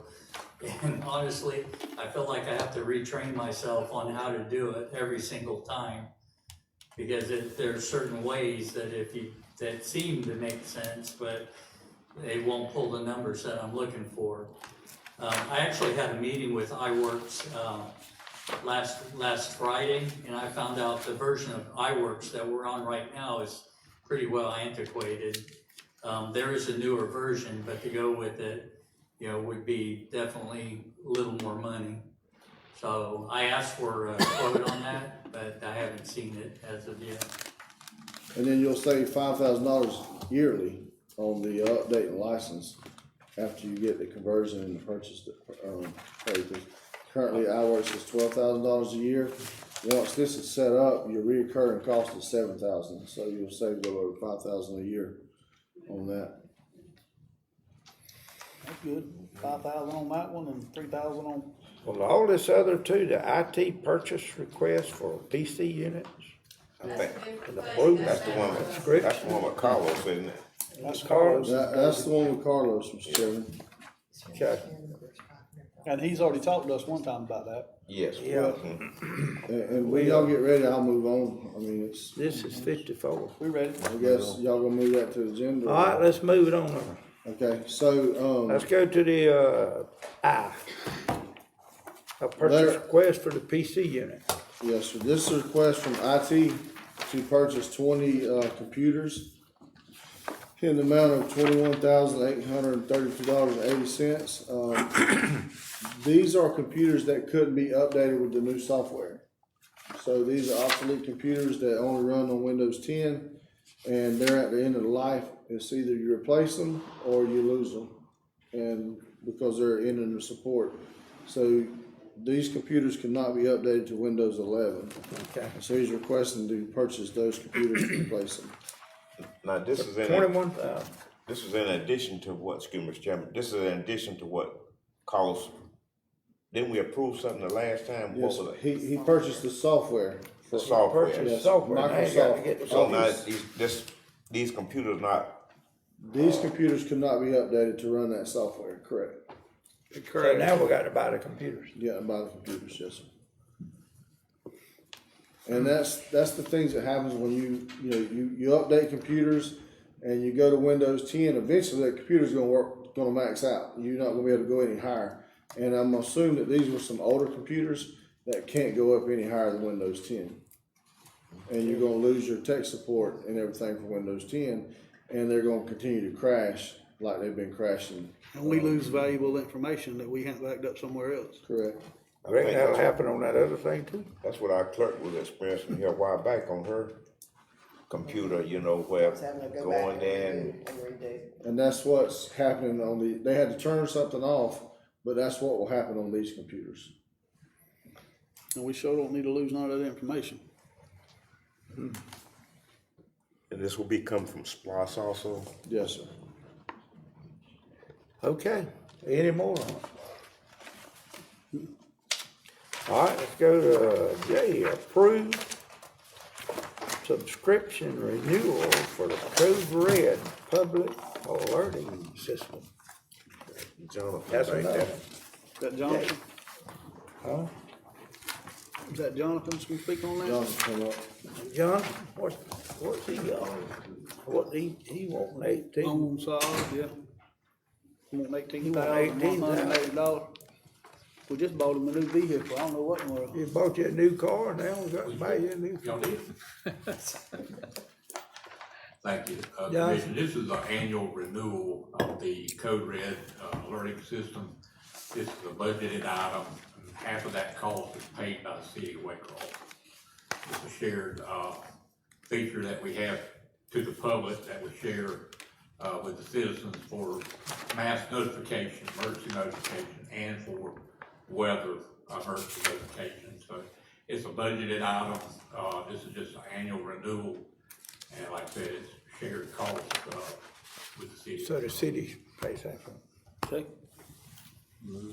Okay, any questions that's- for John? This is the total amount that we're gonna split with the city. We pay it, the city. Reimburse us? Reimburse. Okay. All right, y'all got anything? No, sir. Questions for him? Thank you, John. Okay, thank you. Thank you. Thank you, Mr. Daniels. Sir? Okay, you go to K. Approve Crowder Golf contract for debris removal. Thought we had already done that. No, we just approved the bid. We give a MOU or a regular, We let them do it. We accepted the bid, You did a bid award. award last time. Same thing we did with the road contract. Right. This is just a contract. This is a contract. But Is we this got the one we paid do from every year, FEMA ain't for that, yeah.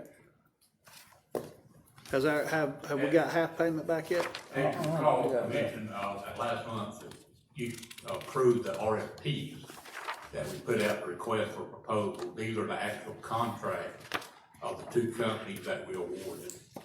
These contracts are for 1 year and with a 4-year, extension. Which one you recommend? Crowder Golf? That's what we recommend. That's, yeah. Okay. All right. There are a change, Jonathan, if you want a county attorney to look at, you want this? Yeah. You don't have to let her read it. So, just allow the, I mean, I think they done an excellent job when that hurricane hit us. Yeah, $10 million for $2 million worth of work. 11. Shoot. Supposed to get about 4.5 on the first one, supposed to get about 5.5 on the second one. We're gonna get our money back. Supposed to already got it. We ain't got nothing yet. Ain't done nothing. Thank you, Mr. Jonathan. Okay, any more questions for him? All right. The next one is approve the Crowder Golf contract for debris removal. All right. Okay, that's one we were just. Okay, This is the approve Thompson. This is a time. Yeah, the next one approved the Thompson consulting contract for debris monitoring. That's where they sit there. That's the monitoring. They monitor the debris removal company that they're removing the items, they monitor that, make sure that they're picking up what they say they're picking up. Okay. We gotta have that to get our grant money back. That's correct. Yeah. And I got one question for you, Mr. Gaten. I've already been called from my family. There's trees down from the storm that come in right when we first started our meeting. Yeah. I don't know how many's down, but I know several are down where I live. Is this gonna be another situation where we call Crowder in to pick them up? It is not? No.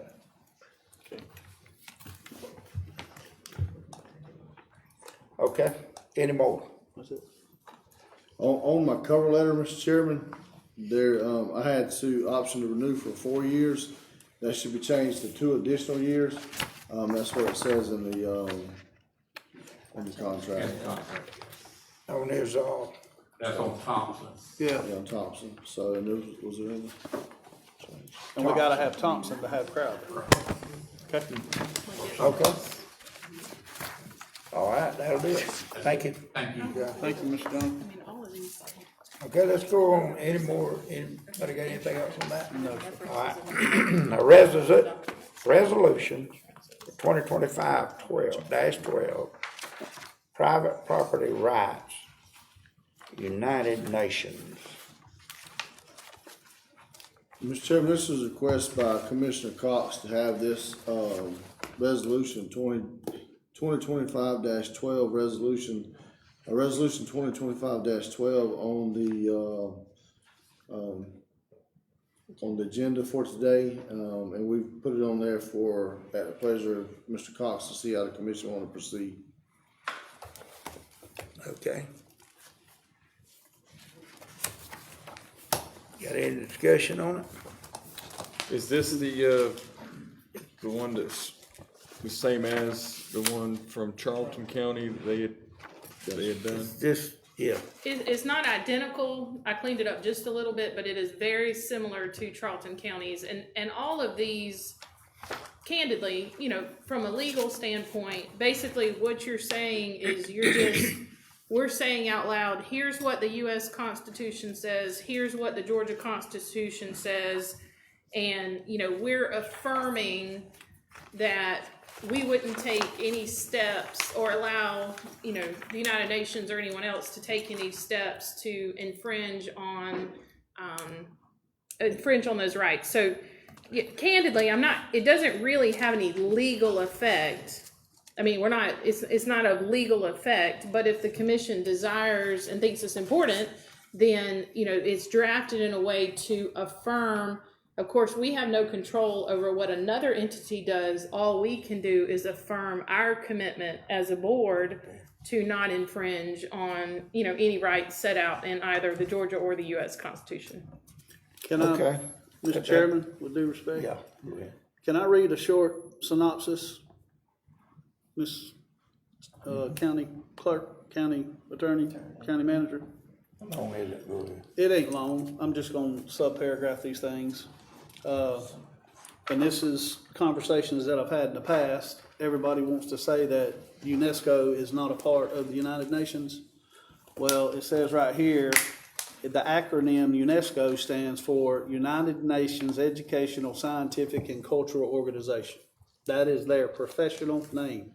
So it starts with United Nations. They are an arm of United Nations, which was my argument 2 months ago. Then it goes down to key points of UNESCO, not United Nations, but UNESCO being that right arm. It says that UNESCO aims to foster mutual understanding and respect among nations through education, science, and culture, which was when I said they're going to try to infiltrate this stuff into our elementary system, and then it was going to move up to the junior high with the class that they started, and they keep it down here, and then they move up to senior high with it. And the second thing is UNESCO's work encompasses education, natural sciences, social and human sciences, culture, and communication information. Another aspect that we don't want in our school systems here in Ware County. Member status is UNESCO has numerous member states and associate members, and their headquarters, one thing that scares me to death, their headquarters is not even located in the United States. Their headquarters is located in Paris, France. That's the headquarters for the United Nations. We are currently we're not a part of the United Nations. President Trump took us out in his first term. Joe Biden did not put us back in his term. And President Trump did not re-up his, we pay nothing as a company, we pay nothing as a culture, as a human body, we pay nothing to the United Nations or NATO. We don't pay anything at a federal level to those. So why should we accept it at the state level or the county level? Federal level says no to it. And this right here says that it's gonna believe in our educational system, and I think our kids get tested too much anyway. Okay. Anything else on it? Anybody else got anything on it?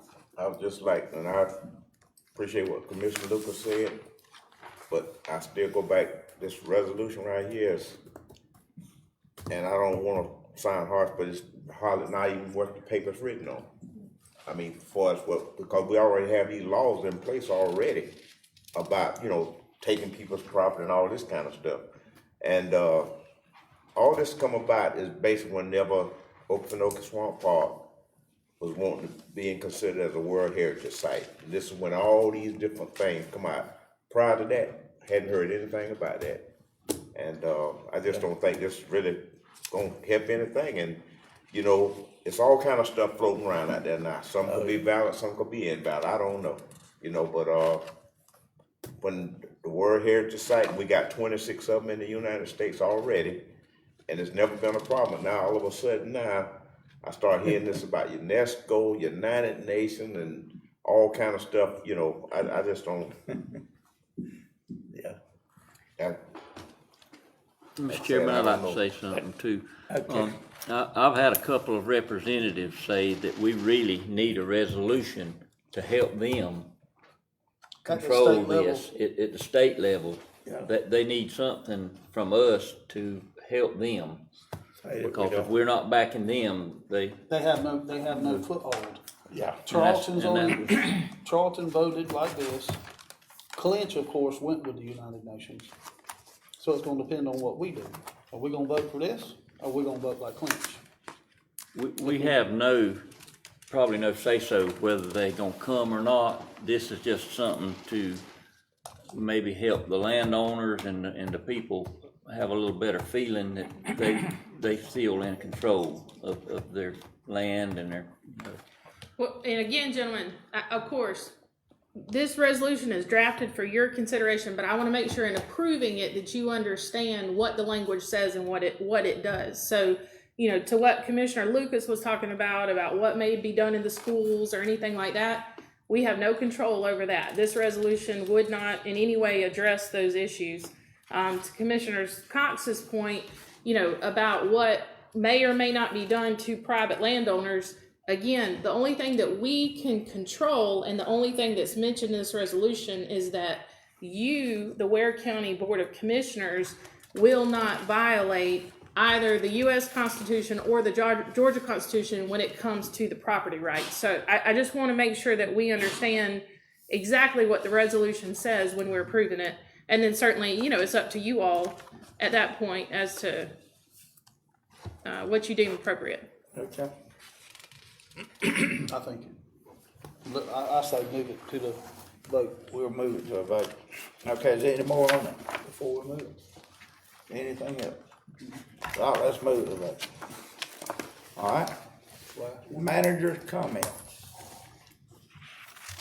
Manager, you got any comments? I'll reserve for the end of the meeting, regular meeting. Well, I do have one, Mr. Chairman, that's the white building across the street. Kind of give direction from the commission if we want to surplus that building out. It's a building that has maybe 2 parking places behind it that you can park.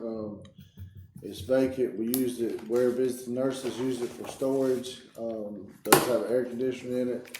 It's plumbed for a bathroom. It's a little white building on the corner of State Street. That old building. The old Veterans Building. Old Veterans Building. Why can't we rent it out? There's more upkeep to it. Yeah, more upkeep. You're gonna have to, I like to surplus it. yeah, you have to do a lot of remodeling, try to rent it out, Yeah. so.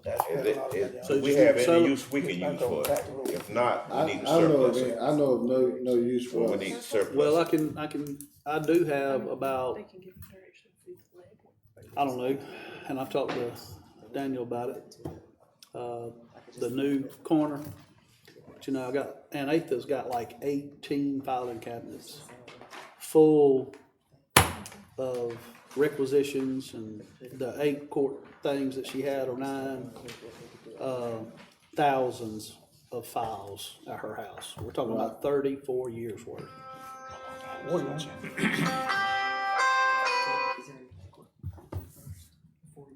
What is it? The filing cabinets, I'm sorry.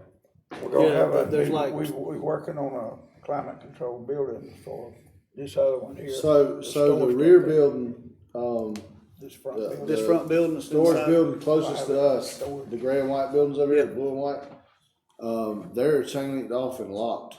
And that chain link fence goes all the way to the ceiling. So we're working on a plan now to try to maybe use these funds to climate control that building so that can be used for storage for different facilities, so. Right. Well, I've gotta do something with those, cause I can't do anything with the house until I get those. And I can't let just anybody go in there and touch those files. Right. What would you do? Go out on just seal bids for the building? Just the same thing we did for the About building 18, in front of the Glenn? courthouse. About 18. Or a public auction, one of the two. So. Okay. Okay. Anything else? So if it's okay, we can move, we'll just add it to the agenda and then vote on it? We can surplus it, do y'all Yeah, I'm agree good to with surplus it? I agree to surplus it if it's too much, yeah. Okay. Put it But on that's the not this one, this is the one across the road that we're gonna surplus. Right, little old block building on the corner. Yeah. Okay, all right, good deal. Okay. Now we have any commission comment? I'm just Roger, happy to say come that up. Hey, Mr. Come on Rogers, up, got something Roger. he wants to say. while Roger's on his way up, I'm happy to, Come on. I have seen the Pascals come up, Oh, You the got Little it? Johns come up numerous times since I've been here. This is going on my 4th year being here. And they have been tremendous coming up, and I'm just glad to say that we got Pascal Road, the first name on this bid that's going out to the Thrift Brothers to get started. Contract. That's all you did. Okay, go ahead, Roger. All right, so I got some numbers. I got them 2 ways. One was actually billed, and 2, the total amount with these sales tax reduction. And I think that y'all will have to put this on hold. I wanna talk. The actual bill, the billing out, the tax bills, 75% went to the county, 25% was billed to the city. With the sales tax included, it's 70-30. So, You're talking about per population? no, I'm talking about tax bill. actual billing. 30% of the amount billed was for city, 70% was county. That's on this new one, it should be, Yeah, it was on the 24 bill, on the 24. the 24 bills. So why are we not using that then? That's because, that's because the county's bill is for city and the county, right? Was that? No, No, I'm talking about the money for the bills. So I've got it separated, it's separated in county, school, city. Okay, I just combined the city and counties and divided it that way. okay. So, I thought more of it was in the tax yeah, bracket. more of the tax money's coming Tax from the county. bracket is probably bigger in the county than. Absolutely. It is, so it's a lot Yeah. bigger in the county. yeah, there's more people, but I do want to say that you may want to take into the budgets and all that stuff. Yeah, there's a lot of stuff going on with that, but y'all those are the numbers, 70-30, 70-30. Mr. County Manager, That's with the tax, including it with the tax, the loss. the digest and everything. Yeah, the loss. I would say as a commission that the 5248 needs to be trashed based on what tax commissioner just said. It's 5842, 5842. but that's lost, and that is going to be. That's gonna be gone for 10 years. till 28 or 29. I understand No, that. 33. Okay, Roger, what I would be concerned about is Is when this you new one? explain on this tax deal right here, that we would get $200 or $300, okay? That's equal, with the people in the city would get the same thing. No, they would actually get a whole more. lot more than we would see. If you went the other way, they would get $600, we'd get $300, you know, so. Right, well, the I city, mean, you see what I'm saying? the city of Waycross, they'll receive maybe say 6 million, and y'all will receive over 10 million, almost 11 million. Right. That's with the loss and the loss.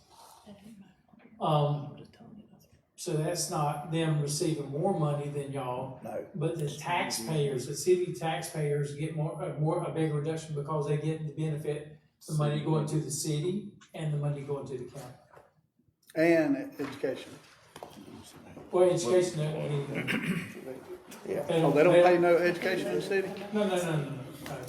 No, they pay education. Yeah. But there's not a they don't get that one penny back. It does not come off taxes for education. Okay.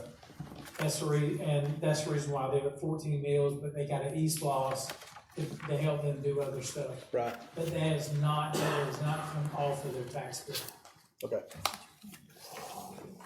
So, Mr. Chairman, you know how I wanna move with this. I wanna move besides the lost, cause it's until 2033, end of 2033. But on anything else we do, he says 70-30 is the numbers, but I say we go 60-40 and leave everything else at 60-40. And that still, according to his numbers, is giving the city 10% more than they're supposed to get. Then, that's just what they build. I don't know what the laws concerning the split, if it's by population or what. It's per capita. But I don't have those numbers, but I have what is actually billed. Well, if that's the way we build it, 70-30, and I'm willing to say, let's go 60-40, it's to their benefit. Yeah. No, yeah, but you got to go with what Roger said, 70. I don't think we can do that, Chairman. Let me tell you something, We don't need to when do that. you give them amount of money, if we 31 million, they 21 million.